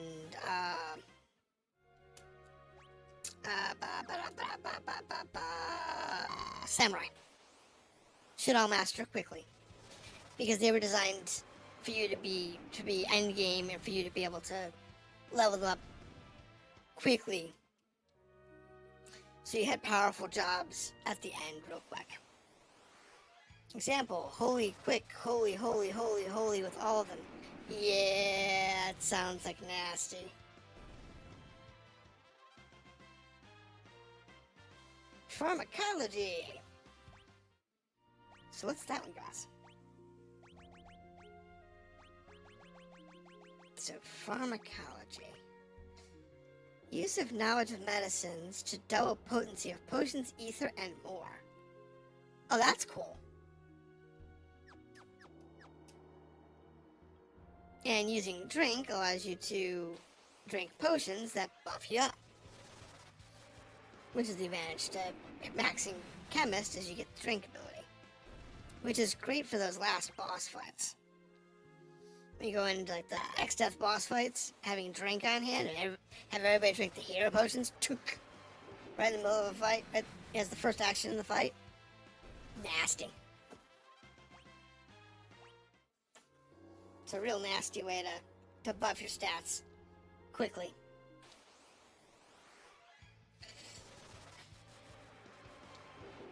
It's the fun ones.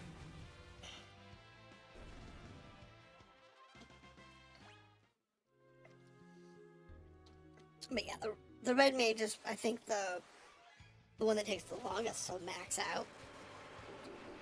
Because it's got that 1,000 point thing.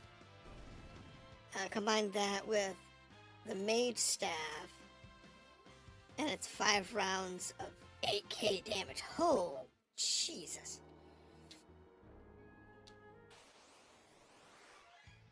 That's some serious damage.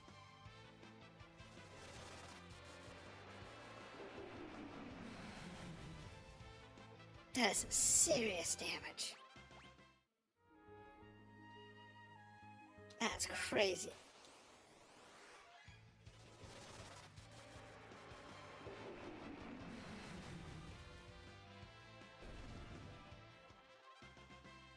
Now he's got mix, which means he can make stuff.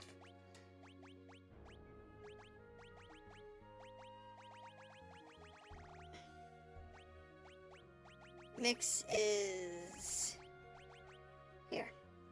Find items to create concoctions that consumed in battle to augment stats or harm enemies. Cool.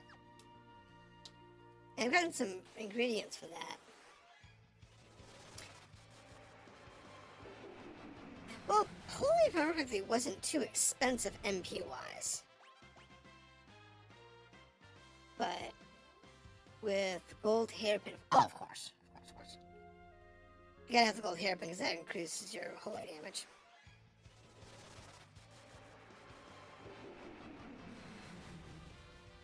I think to max out your Ferris can equip harps. Not mastered though.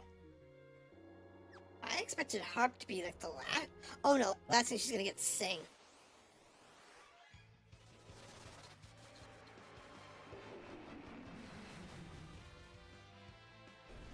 That's gonna be the last thing she's gonna get. Is sing.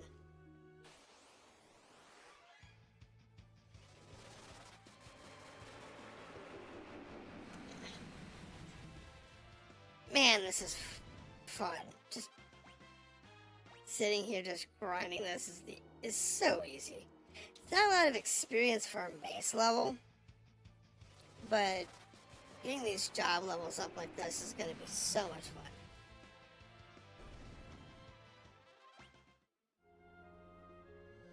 So easy to do. And besides, doing something like this, I can talk to y'all easier. So much easier than trying to do it while we're doing main story quests and stuff.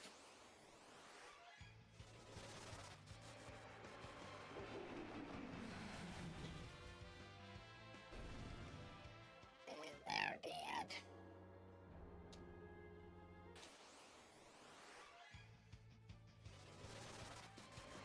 Definitely doing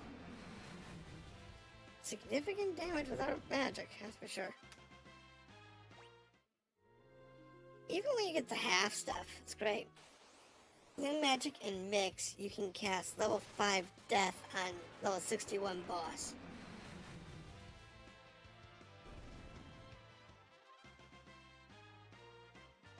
Most bosses are immune to death magic.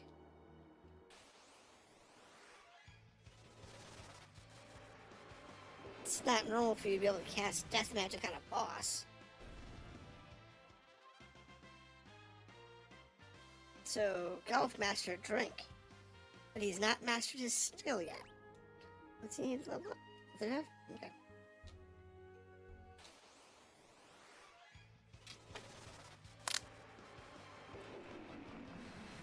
That's kind of interesting. I didn't think you could death magic any boss in a Final Fantasy game.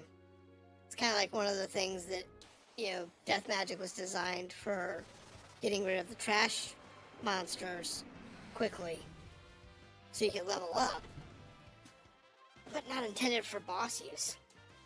So that's interesting to know you could do that.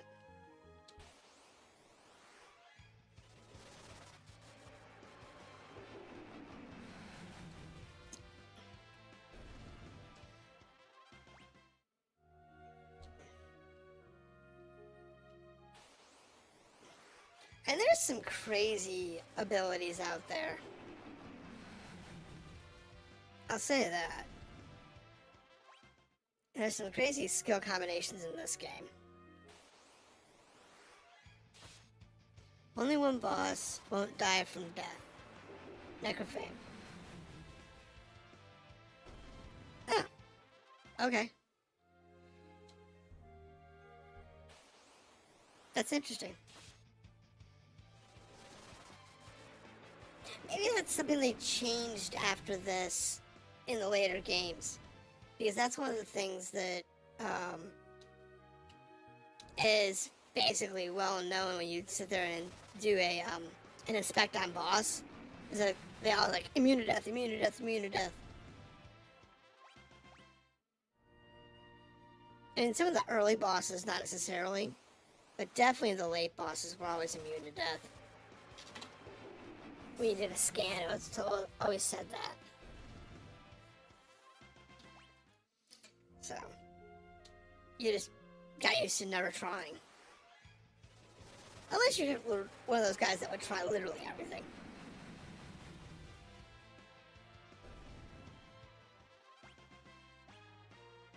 Alright, we're almost done with White Mage.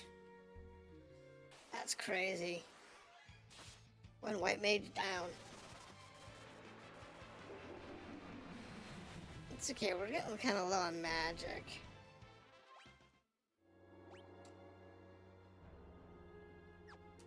Oh, because of half.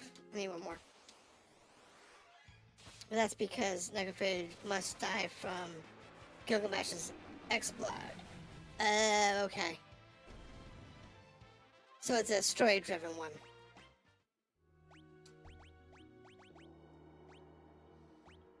Okay, what's he got that's close to level?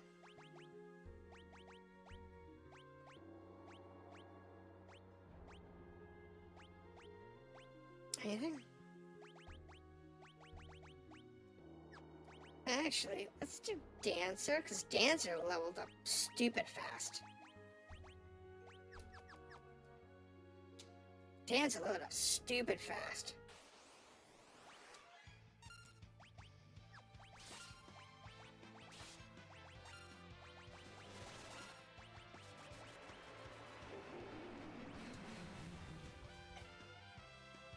To kill any boss, all you need to know is the boss's level.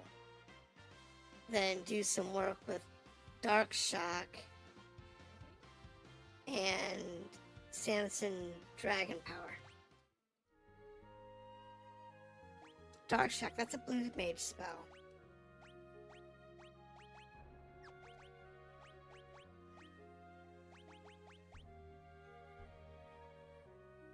Yeah, Dark Spark. Halves the enemy's level. Interesting.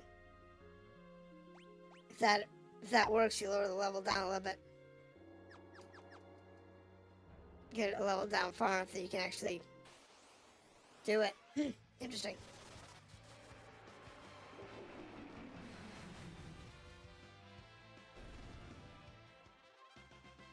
Yeah. Yeah, it's called Dark Spark in this one.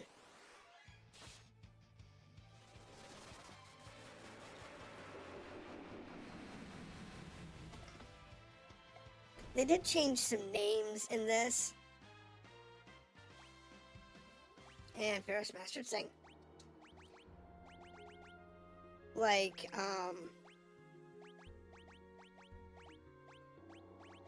what was one of the ones that they changed? Oh, in the original Final Fantasy IV, the combo attack at the end used by the old man and Gobes was White Meteor, which, because of spelling constraints, was White Meadow. Well, at the time, the spell holy was always translated as white, so it should have been Holy Meteor. But because of translation issues, it became White Meadow. When they did the translation for the Pixel Remaster, it is no longer White Meadow or Holy Meteor.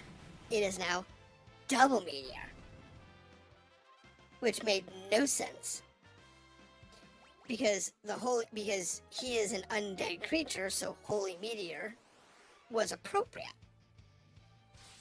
It fit better. So some of the Pixel Remasters, the name changes make sense. Like Dark Spark versus Dark Shock. They kind of make sense.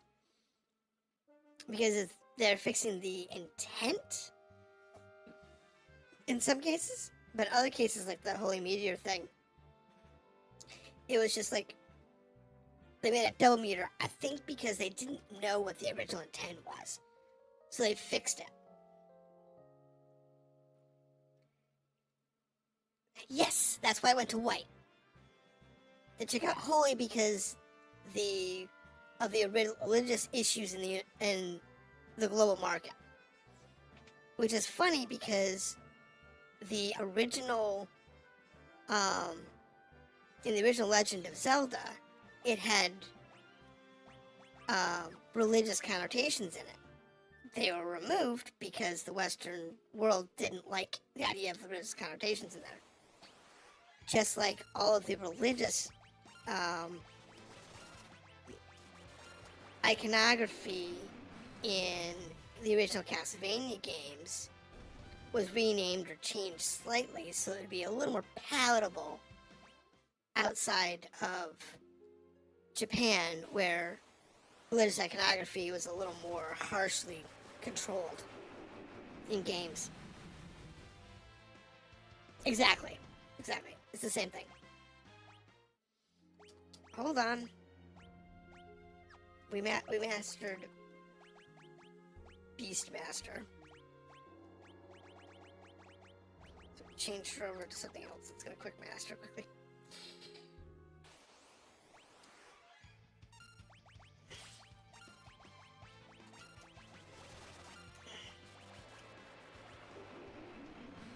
But you see that a lot with that era of games. And it wasn't just Japan that they did that kind of stuff with. There's a lot of that came out of Europe too, where religious iconography was a little more accepting. They were more accepting of it in games. Because they believed that, video games can have God too. But for some reason in North America, I don't know why, same thing with Australia, don't know why, there was a pushback for a religious iconography of any kind in video games. So they had to take a lot of it out. Which is a shame because that you lost context. But it was only for about 10 years. Because by the time you get to the PlayStation 1 era, it was okay. Everyone was fine with it. Yes, but also Dragon Quest, Breath of Fire, what was it? And one other series, I can't remember which one it is now, didn't get North American releases until around the time that the religious iconography ban was removed. They came over late. There was a couple of the games that came over early, but the iconography wasn't as pronounced in the earlier games that came over. Or if it was altered a little. But by the time they started coming over in mass with the large lich iconography, it wasn't a big deal. Terranigma. I don't know that one. Recover.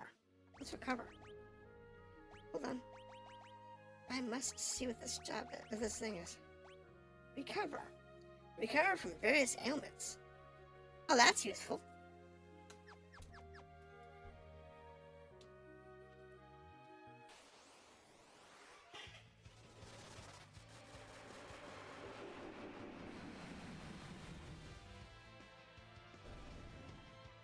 And this is why I all but mastered Blue Mage early on. Illusion of Gaia.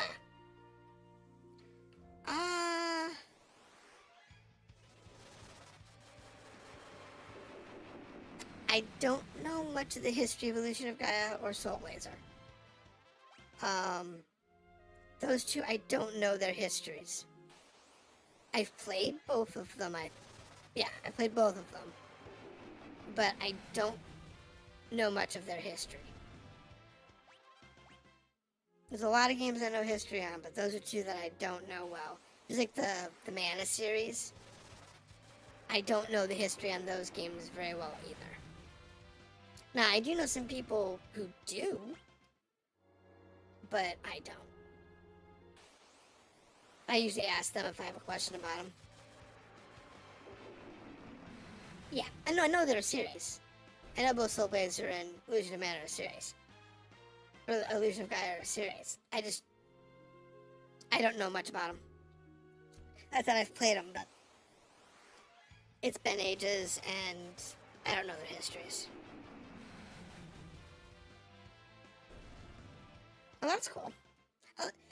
Europe was far more forgiving on a lot of content. The United States was, back in the late 80s and early 90s, was unforgiving on certain aspects for some reason. While others, they just didn't care. They really didn't. It's like, it's weird. It's really silly weird what the United States tolerated and what they didn't. At least I can say that Australia has been consistent.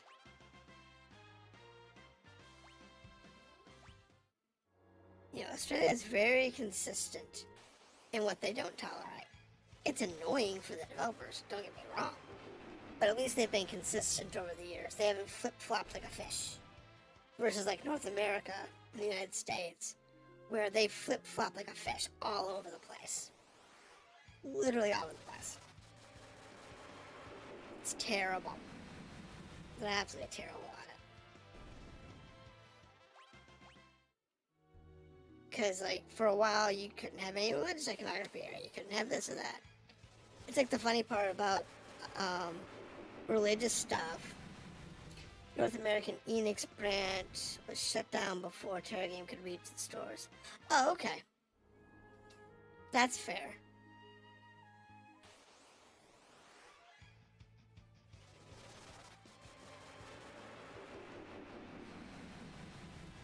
And it probably happened during the transition of when Enix was merging with Square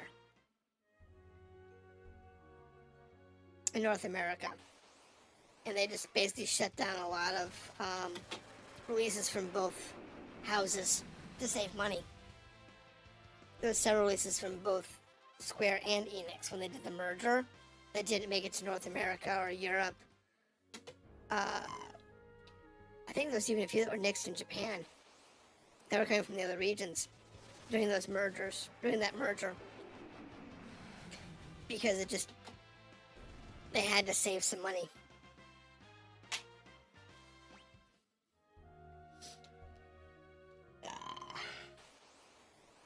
I I've literally spent the whole stream in here. I love it.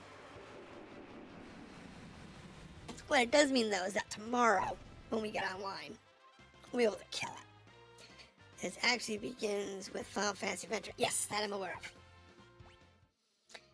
There's a couple of Final Fantasy Adventure games, which, for whatever weird reason, I don't know if they ever connected. I believe there's a Steam release port of Final Fantasy Adventure now. I believe I saw that on Steam. I never got to actually play it back in the original Game Boy era. Hold on. Let me see here.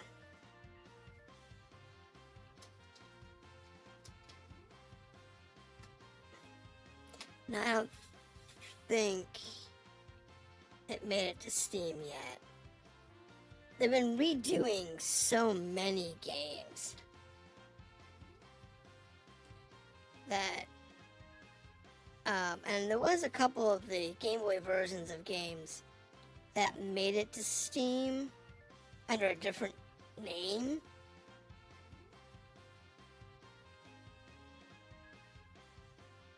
But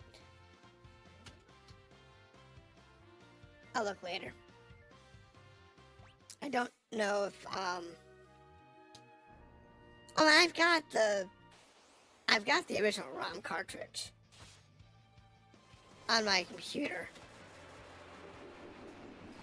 because I have like every Nintendo, Super Nintendo,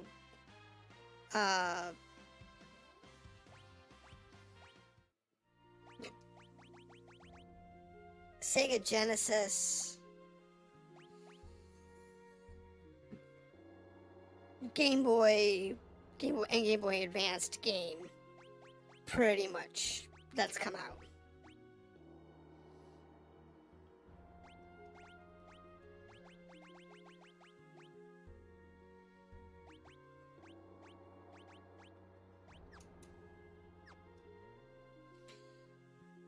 Pretty much got them all.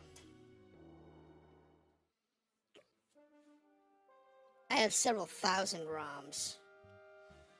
Oh my god, I think I have like 30,000 ROMs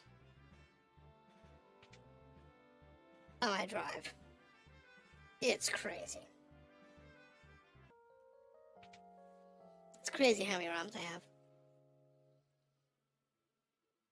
I even have a bunch of like the PC ROMs, like the Commodore 64. I think I have like Master System, Sega CD as well, I know that. But I might have like Dreamcast and Saturn emulation software. So if I get like the hard copies of the games, great. But you know, games I won't play on emulator are Gen 2 Pokemon games though. No, I get it. The Pokemon games on emulation, there's good reasons not to play the Pokemon games on emulation.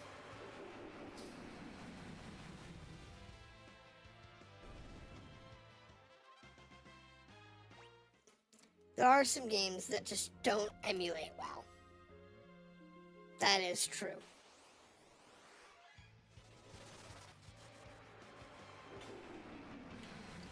And there's others that emulate just fine. Yeah, no, I get you. I completely agree with that. Or if you're playing the, they also have the remastered versions out on like the Switch that you can link with your Pokemon Home. Home? Is that what they're using now? Pokemon Home? So you can actually export all your, you can export and trade the Pokemon between your games. So you can still get all the evolutions without having to have a friend.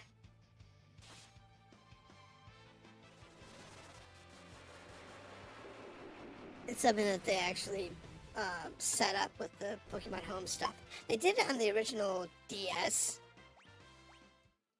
setup, but the new Switch one's supposed to be much better for it. So you can just move your stuff there, so you can trade between games, but you can also do the evolution between games.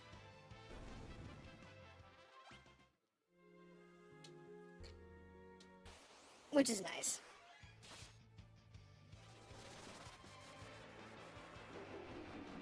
So that's got its advantages for somebody who wants to actually try and catch them all without using original hardware. Because it can get pretty rough when you take into consideration you have to have a Game Boy Advanced or DS dual card capable system with link cables, and then you have to migrate all your data to everybody under the sun. It gets really messy when you're trying to migrate Pokemon around. I actually used to have the cartridges up through Sun and Moon. Yeah, I think it was up through Sun and Moon that I had every single cartridge. Some of them I had as original owner of those cartridges. Some I'd bought aftermarket. But I had all of them. Several of them were my original copies. But we had a break-in at one point and lost all of them. So I lost probably 30 or 40 Game Boy Advanced, and DS card. No, Game Boy Advanced cards. And then another 15, 20 or so DS cartridges. And a couple of Game Boy, and a couple of consoles. So both Game Boy Advance, and DS consoles that we lost when we got robbed. It was bad. So, and I never really went through the effort to rebuild that collection because Pokemon cards just shot through the roof for some strange reason. You could go anywhere and buy like any version of a Pokemon card for like $10, $20. And now it's like $80 for, a Pokemon card. I don't get it. I guess just collectors have driven up the price on them, I guess. But it's silly. It really is silly how much they've driven up the prices on certain things. It's annoying, in my opinion. But it's life. We live with it. I went through a couple years ago, I went on a kick on basically buying all the games that I wanted to have that I never had before. Or just replacing stuff. So I have a bunch of stuff sitting over on my shelf. Like, I've gone through the whole Dot Hack series. Good night, 22. I went through all 4 of the original games of that. But I went through on the European version, because that's the one I had complete in English at the time. And I'm still missing Quarantine for North America in that set. But I have literally everything else. I have European, North American, and Japan copies of, like, every Dot Hack game made that had physical release, except for a North American copy of Quarantine.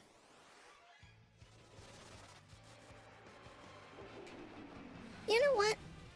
The area I'm at now has such a low crime rate that we're not worried about it. And besides, if somebody was to break into my house, and clean me out,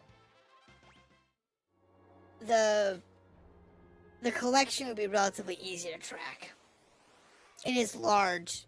It has a lot of rare titles to it. And it would be relatively easy for the police to be able to track it down.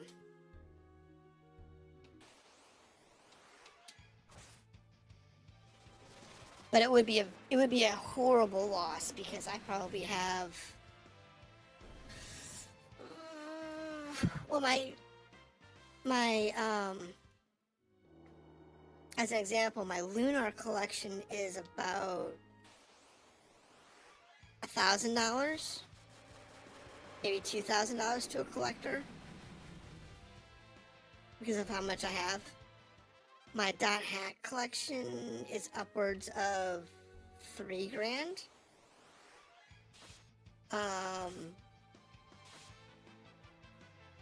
Some of my other collections are,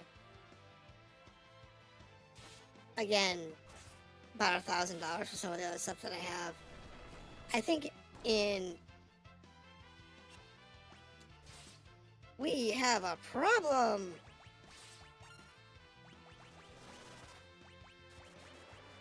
I don't know what happened there.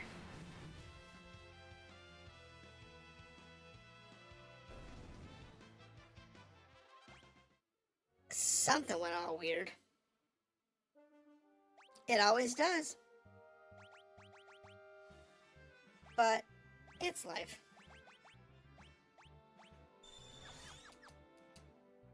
You know.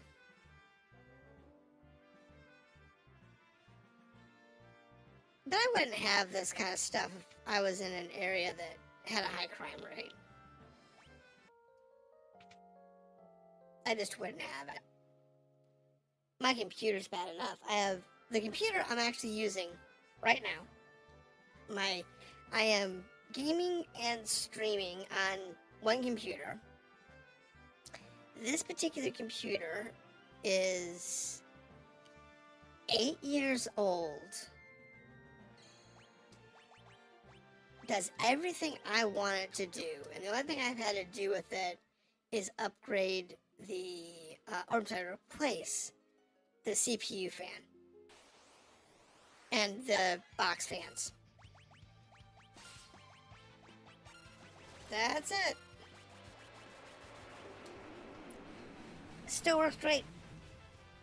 The quality of the streams are still good. I can play most modern games on it. I mean, I don't have ray tracing. Or certain types of like volumetric fog. But I don't care about that kind of stuff. 2008 is that year the Canadian and US dollars were almost a pair. Yeah.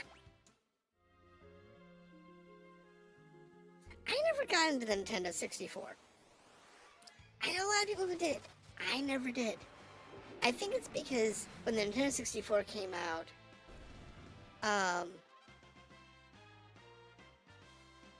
I was following down at the time I was playing PC games, and it was the same era that, the PlayStation 1 came out, and that's when I went.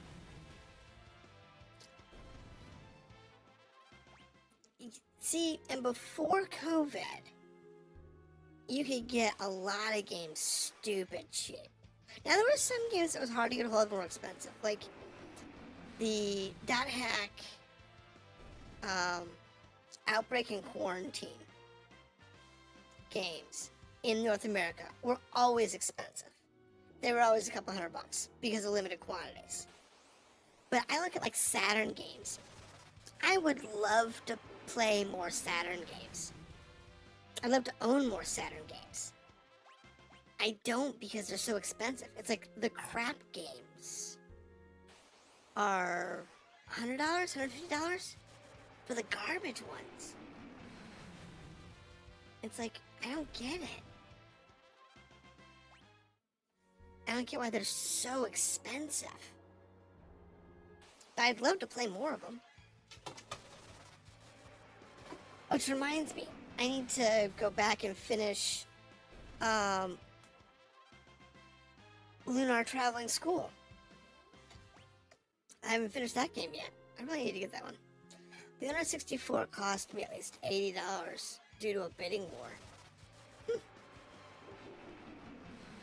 I've heard that one's actually pretty good.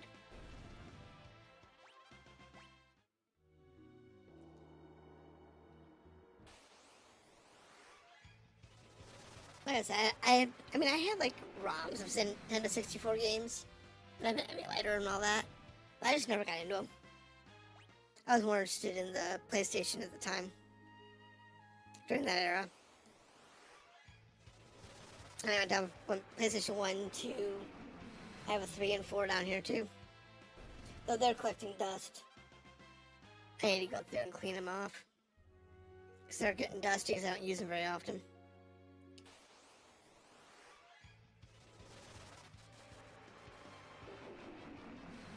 I was a big fan of early Harvest Moon games. But then they changed the formula on them, and I didn't like it as much. Because they went away from the farm sim light adventure to more adventure role.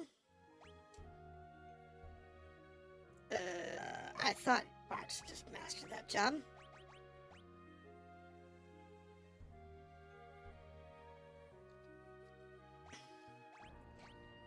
Sure, we'll just do blue magic here.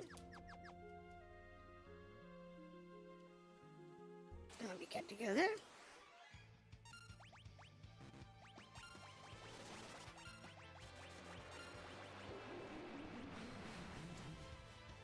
Good to go. But yeah, I know a lot of people who loved the Nintendo 64 and all the games that came with it.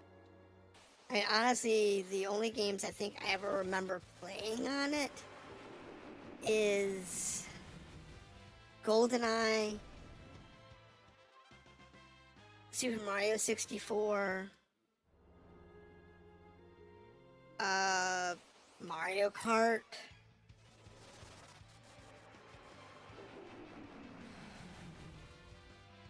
maybe Harvest Moon back in the original day. That wasn't very many games. Well, the difference was they'd sold the game. What happened was the company that made Harvest Moon was merged into another company. And when they did that, they bought the rights to the game. Well, they thought, hey, let's get this game some more stuff and do more and whatnot, and they wanted to expand it. Well, a lot of the expanded stuff is where it started to stray. However, the original developers saw them stray on a couple of games and did you know what? People keep asking for the original game, and the original style game. So they did alright, we'll take care of it. So you get Story of Seasons, which is from the original developers of Harvest Moon under a new company. Which is why those are closer to the original games back in the old days. Versus the later ones, which have strayed. Now,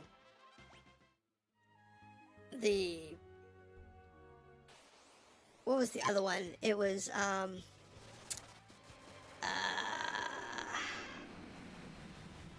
Rune Factory. I liked the Rune Factory games, personally. Because they were the farming sim plus adventure sim RPG. Those were fun. I liked those. I've played a couple of those. Those were really good. I liked them. But in the early Harvest Moon games, I liked playing those. The later ones, not so much. I think the last Harvest Moon I actually liked, excuse me, was,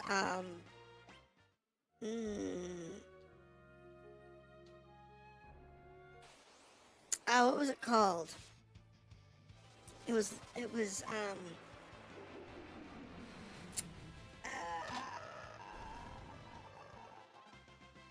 Life something or another. Oh, she's maxed out.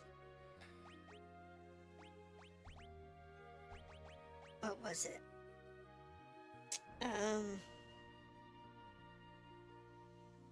It's just like how Jack and Dexter 3 had 3 games by the same people. Exactly. When you have the same developers publishing games, they usually come out really good.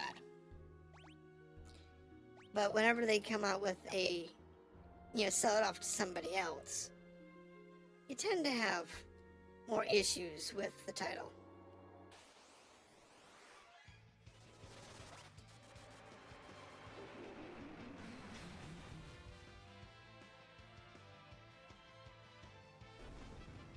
Yeah. It's like Barks is out of magic. Everybody else is still good on magic though, so let's go with what we got. Yep, whenever the company switched hands,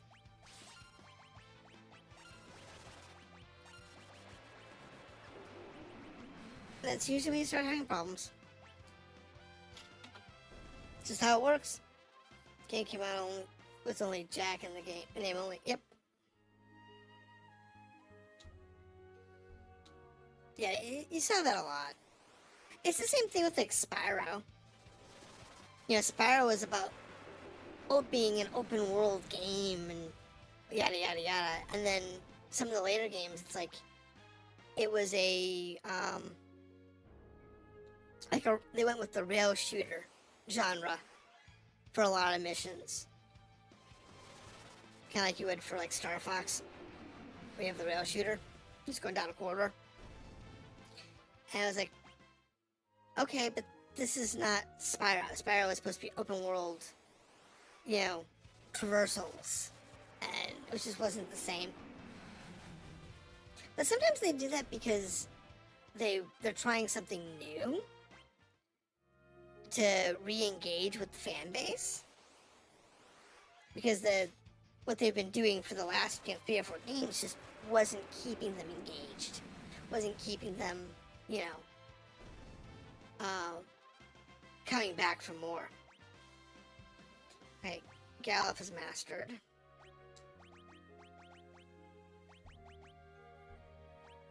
Looks like Galuf's gonna go Dancer. Yay! How about Dancer?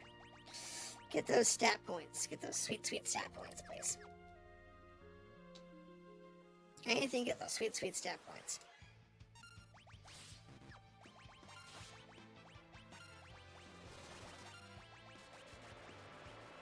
So all we care about is those sweet stat points. The original people under the new company did Dexter, and that game takes place between the first and second game. Well, that's cool, but the question is it a good game? Does it fit, the original genre, style, storytelling, and so on? I mean, look at a classic example is the Legend of Zelda games. People try and say that, hey, all these games are in the same universe or same, divide up, it's like 4 or 5 timelines or whatever. It's like, they were never intended to be, aside from a few of the titles, which actually were related. And the developer said, these titles are related. This one and this one are related and so on. But they were never intended to be related. They were intended to be independent games, completely unique storylines and whatever, and not related. And then a couple of them were basically fever dreams, like what is it, Majora's Mask, and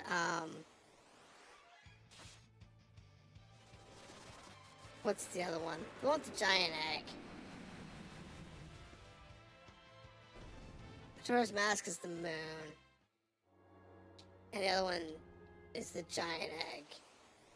And one of them was him going through, like, the stages of grief.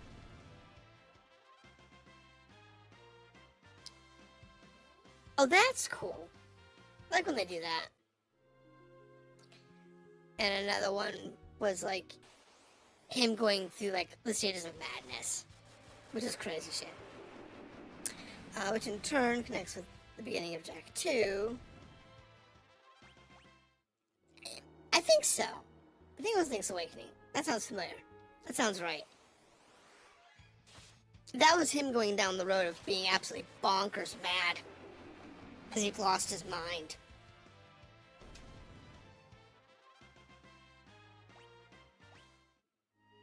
Right, it's still... Yeah, okay. But, yeah, they did a lot of that kind of stuff. Highly experimental storytelling tropes. And that's good. You know, they created each game individually. You didn't have to play one to play the other. You know, you didn't have to know what was going on or to understand the controls or why things are happening. They told you everything in every game, and you're just good. And that's what made the Zelda games really good games across all of the franchise. Versus games like Jak and Daxter, where they changed the formula at one point. And there's other games where they just changed the formula.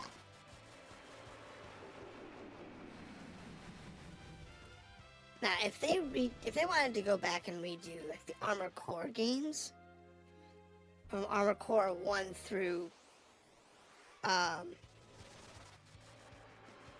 the expansions on 4, and they wanted to redo all of those, you know, 4 and 5. 4 and 5 were okay, but 1, 2, and 3, I loved those games. The only problem with those games was the controls.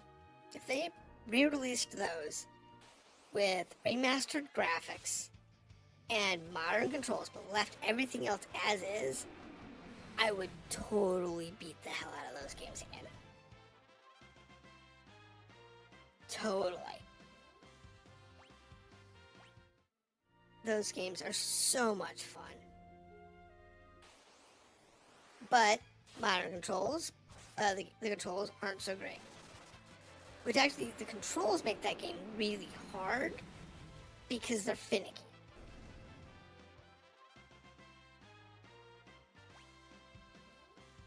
Alright, so Bart is mastered. He has mastered another job. Geomancer, let's go with this one. Get these short jobs out of the way.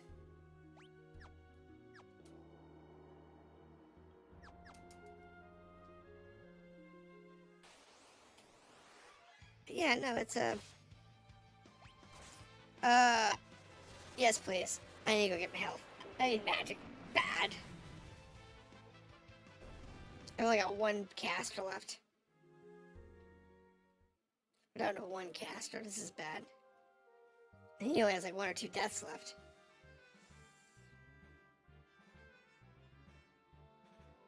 Alright. So if you ever tried the Jak series, play Jak and Daxter, Jak 2, Jak 3, and Daxter. I know I have... I think over on my wall I have at least the first 2 games. I might have the third one too. On my wall. Of games that I picked up at some point. But I think I've only played the first... I think I've only played like the first maybe couple levels of each. Just to make sure that the games ran.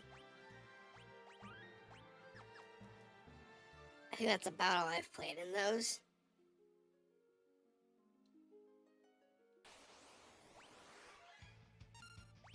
Hold on.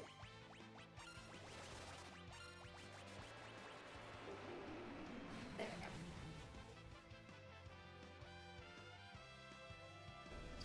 I haven't really put much effort into those games. Ignore the 4th game. Okay. Take your word for it.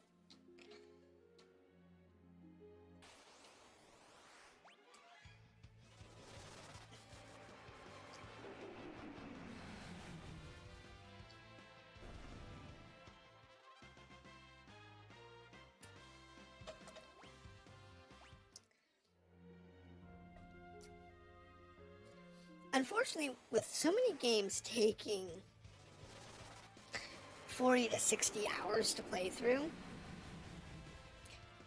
I don't get a chance to play a lot of games.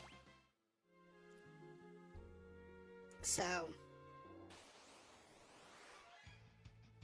and the ones I've been really getting into, like for my time, not when I'm recording or streaming, but just for me because I like playing them, are like open world games that have like zero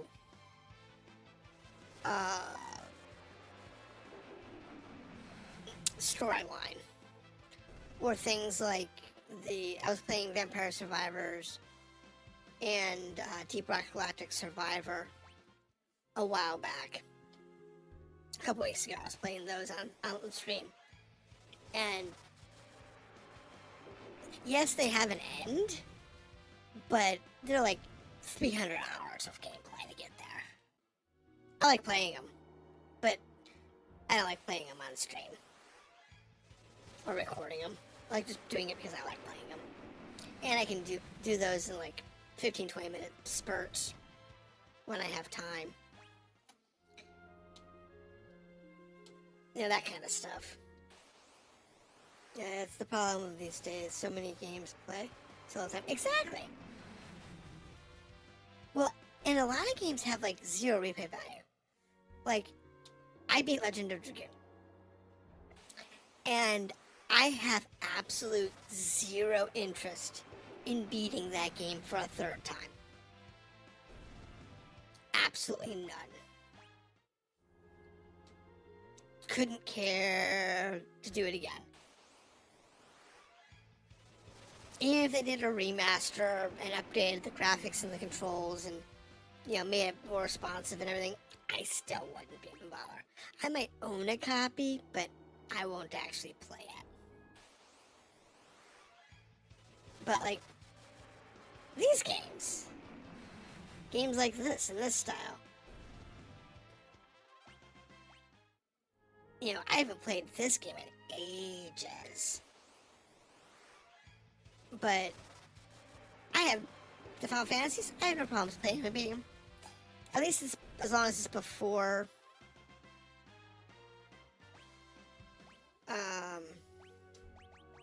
a certain point.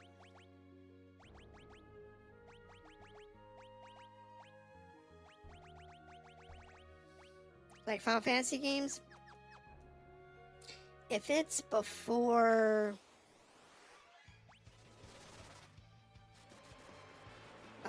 let's see, Final Fantasy, I will pay Final Fantasy 1 through 6 multiple times, no problems. 7, the original version, you might get me to play that one again. I have no interest in its reimagining. It's not remake, it's a reimagining. I have no interest in that one, so I won't even touch it. 8, I haven't played through in a while, but I wouldn't mind going replaying 8. 9, I own, I have played, but I don't know if I've ever beaten. 10, I will never play again. I've beaten that one on at least twice, and for some strange reason, I keep remembering having a false memory that I actually liked the game. And it's like weird because I have a false memory in 10 that I actually liked 10, and every time I've looked at it and played it, I played it for like for a while. I'm like, I hate this game. I love the way that 10 does its leveling system. That's amazing. I love that. But aside from its leveling system, there's so many things about 10 that I don't like. So, give case wrong. Now 8's kind of interesting. Final Fantasy 8 is kind of like Final Fantasy 2. 2? 3? 3, I'm sorry. On the Nintendo. Final Fantasy 3. Where you have levels and skills, and you build up your proficiencies with skills and with your linked abilities more than your level. 8 is actually a really good game, and it's got a unique challenge system in 8 because everything, including the bosses, are tied to your level. So if you can min-max your leveling, where you have all of the things at the highest quality gear and the highest quality links, but have the really low levels, bosses are super easy. In 8. Yeah, in 8.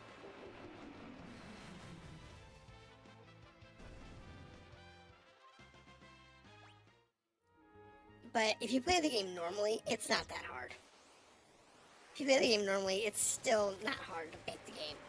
I think the record holder for beating level for Final Fantasy 8 is being able to do it in sub 10 for your level.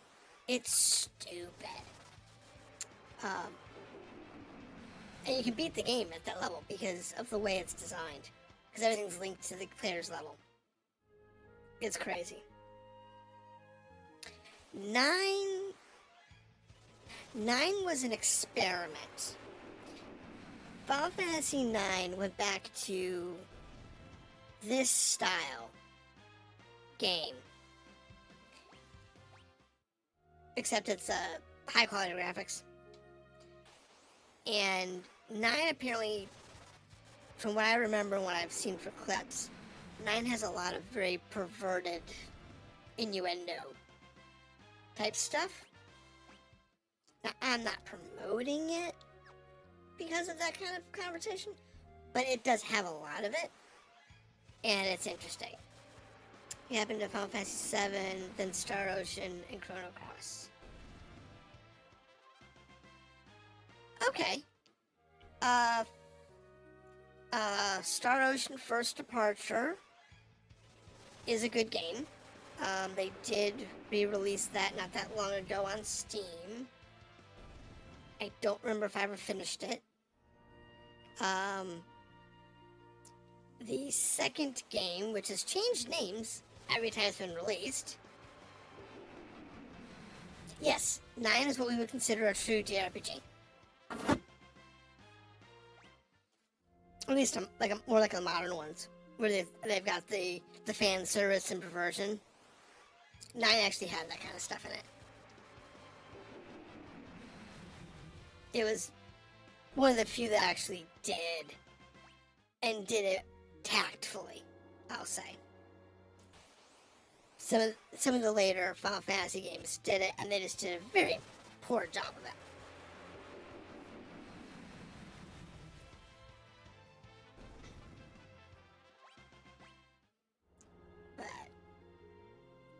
But there's a lot of stuff like that. But no, I like the Star Ocean series. The Star Ocean's kind of a weird series because First Departure and second story, second evolution, bloody things changed names so many times it's annoying us all get out. Was actually really good. I have a full playthrough on that one.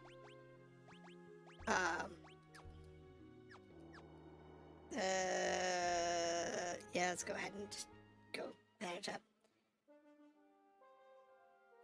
Tales series. Now, there is a series that I have only played hit and miss games from.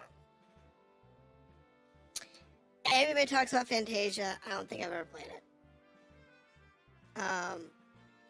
I have played Graces. I don't know if I ever beat it. I have played Symphonia 1 and 2. Both of those are really good.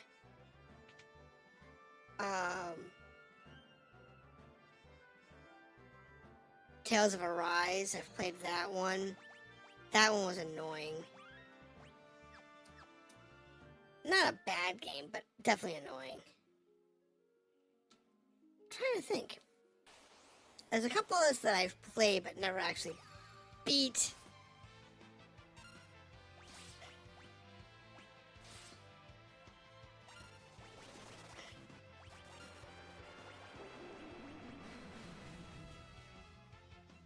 Yeah, I screwed that up. I'll have to fix that in a second. The mechanics from Fantasia led to Star Citizen. Oh, okay.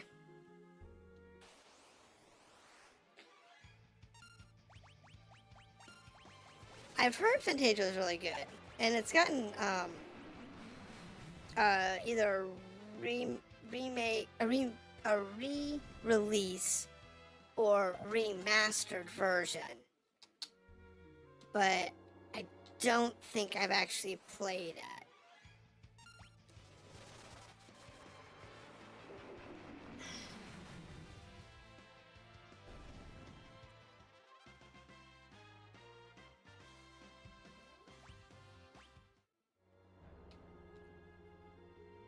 Because there's a couple games that use that same style mechanics. Some of the Tales games use those mechanics. Some of the Star Ocean games use the same mechanics like all the way through. And they were, I really liked the Star Ocean games that I've played. Haven't played all of them. I've played 4 of them, I think. Well, everything's got pros and cons. Similar, Lunar and Chrono Trigger, Chrono Cross also use a similar style combat system. Everybody played with that at some point. I like the item creation engine in some games. I will say that. It doesn't allow you to do like crafting or whatever. Some games do it really well. Most games though that put it in, it's an afterthought subsystem they put in just like, hey, look, we can do it too, and they do it poorly, and there's really no value to it. It's like, it reminds me of what happened to MMOs circa before and after WoW. Like, games before WoW that had crafting systems, they made sense. The crafted items were the best items in the game. They were hard to get a hold of, the materials, they were hard to get a hold of the recipes, but they were always the best gear. Worth getting done. Post-WoW, crafting was a method to level up, and then it was just like, whatever you get off the dungeon runs or raid runs or whatever is more significantly better than what you can make, so don't worry about crafting anymore. It's useless. There's a bow that kicks butt, but the original gets really nerfed in the PlayStation release. Oh, does it? That's a shame.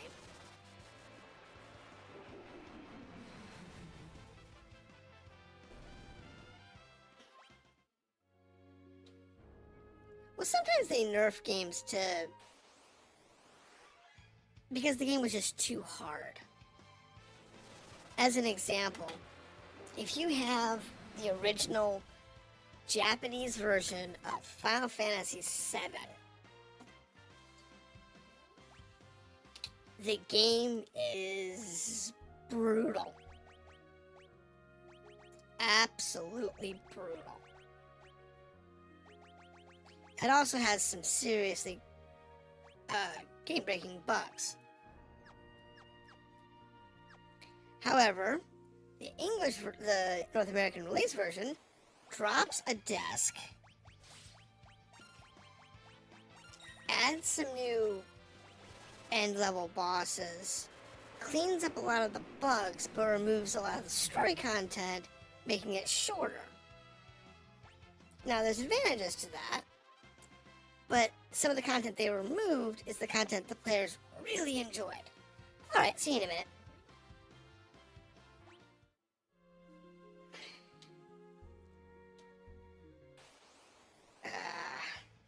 Actually, we're getting close to the end of our stream. I have literally been in this dungeon for the last 3 hours. That's funny. I get here like, nope, I'm not leaving. We're doing some mastering.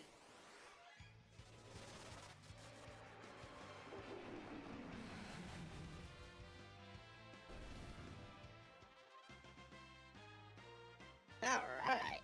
So, Ferris is mastered. Okie dokie. Next job for Ferris.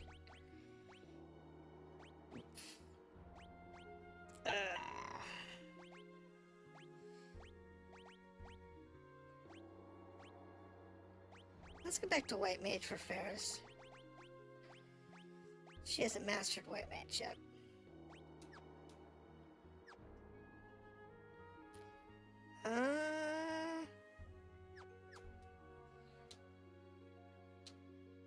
Mastering all these jobs has advantages.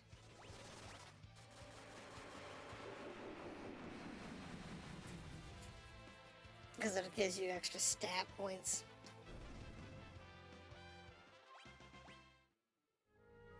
But still.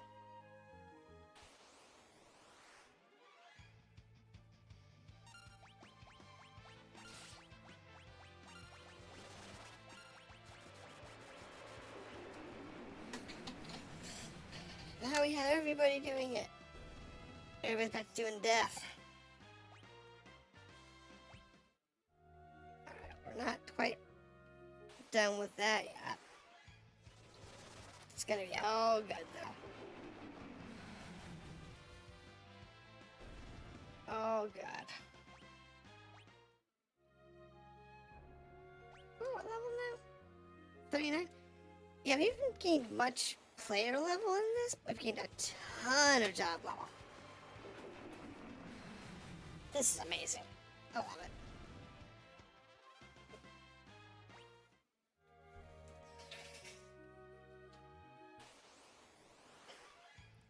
And honestly, you could take this game once you have death. Play the whole game with death active. The cache isn't too bad either. What cache isn't too bad? Oh, for this dungeon? Yeah, it's not bad. We're making good money. Makes me wish I had access to the accessory shop on the first world right now. Because I got enough money I could buy all the rings.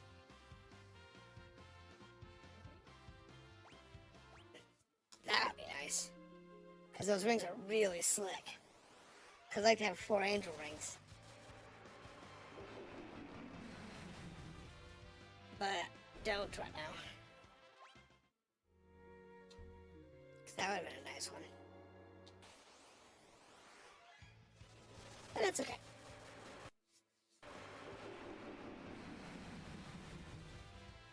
We had 2, which is sufficient. If memory serves, when you get to the merged worlds, you can pick those up again. That town still exists.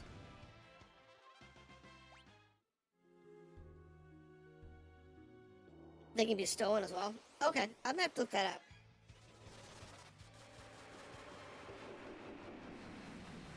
Because, you know,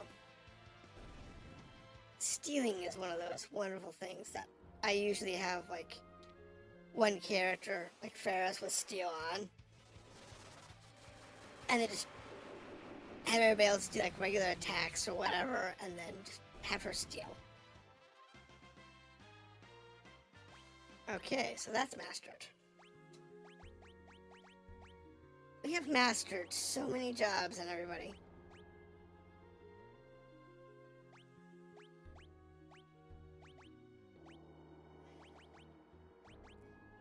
So many jobs.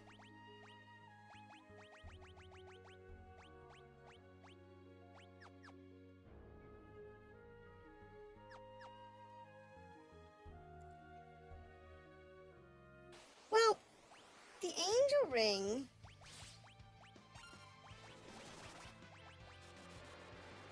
does have,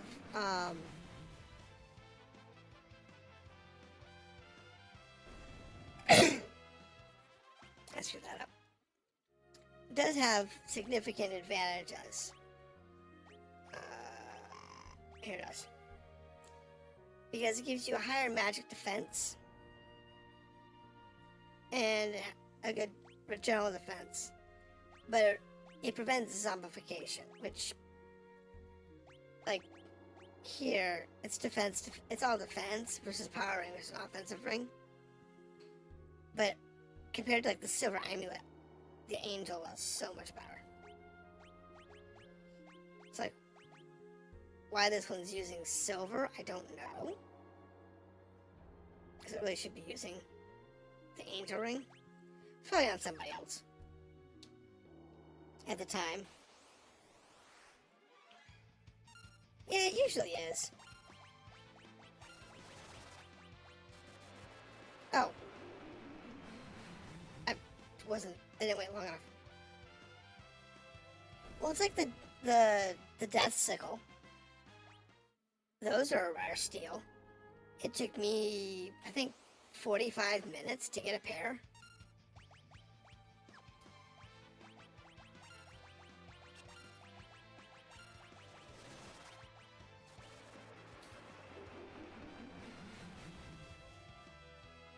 You know. And that's a crazy thing. Yeah, that one's absolutely nuts. I love those things.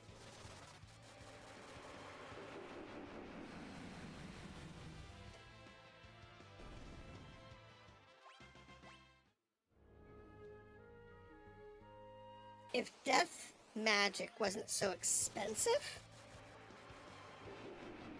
I would say do this everywhere you go.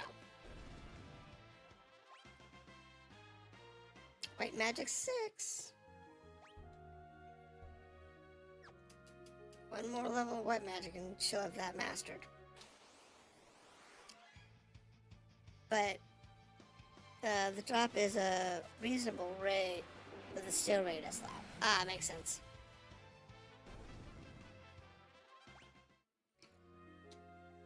I don't know, drop rates I find in this game are, the drop in steal rates aren't bad. I mean, Final Fantasy games are notorious for having decent drop rates for a lot of stuff.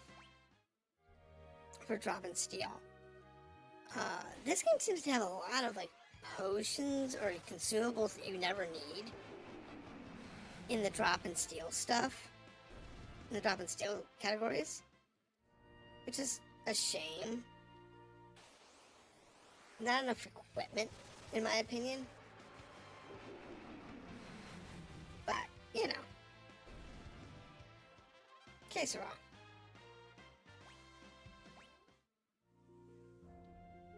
It is what it is.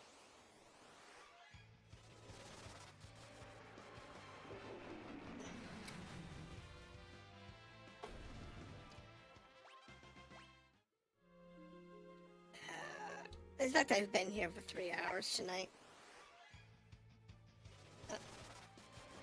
Doing pretty much this for the last 3 hours. We have so many jobs maxed. So many jobs.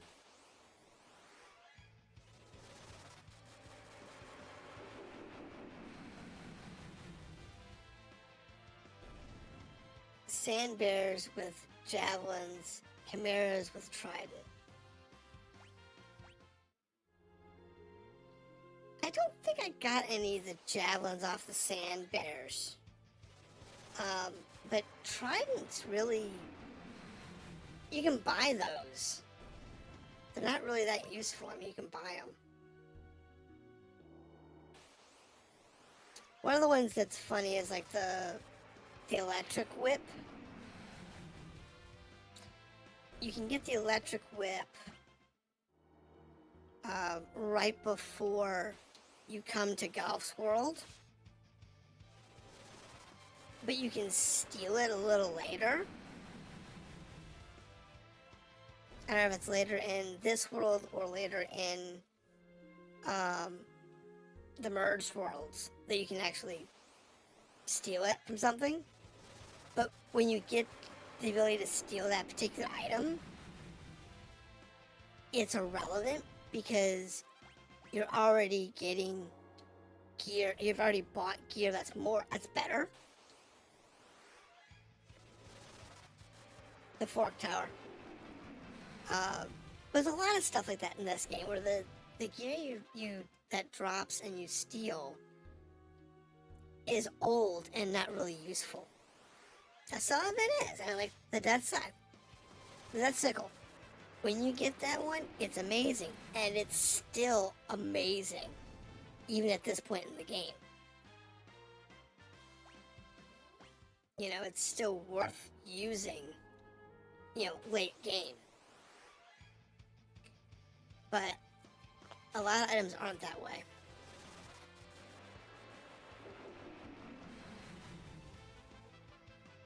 But it's okay. It's all good. It's all good. Alright, I'm going to call it here. I'm going to go rest up, save, and so on. And I'm actually going to call it a night tonight. Tomorrow, I will be back on, and we'll just be doing story. I'm not going to be doing more grinding tomorrow night. We'll be doing story tomorrow. And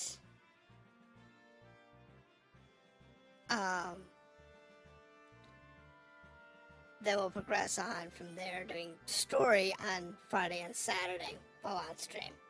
I might do some more level grinding if I have time tomorrow, but we will see where that goes. Thank you for dropping in and talking for the majority of the stream. Yeah, it's greatly appreciated.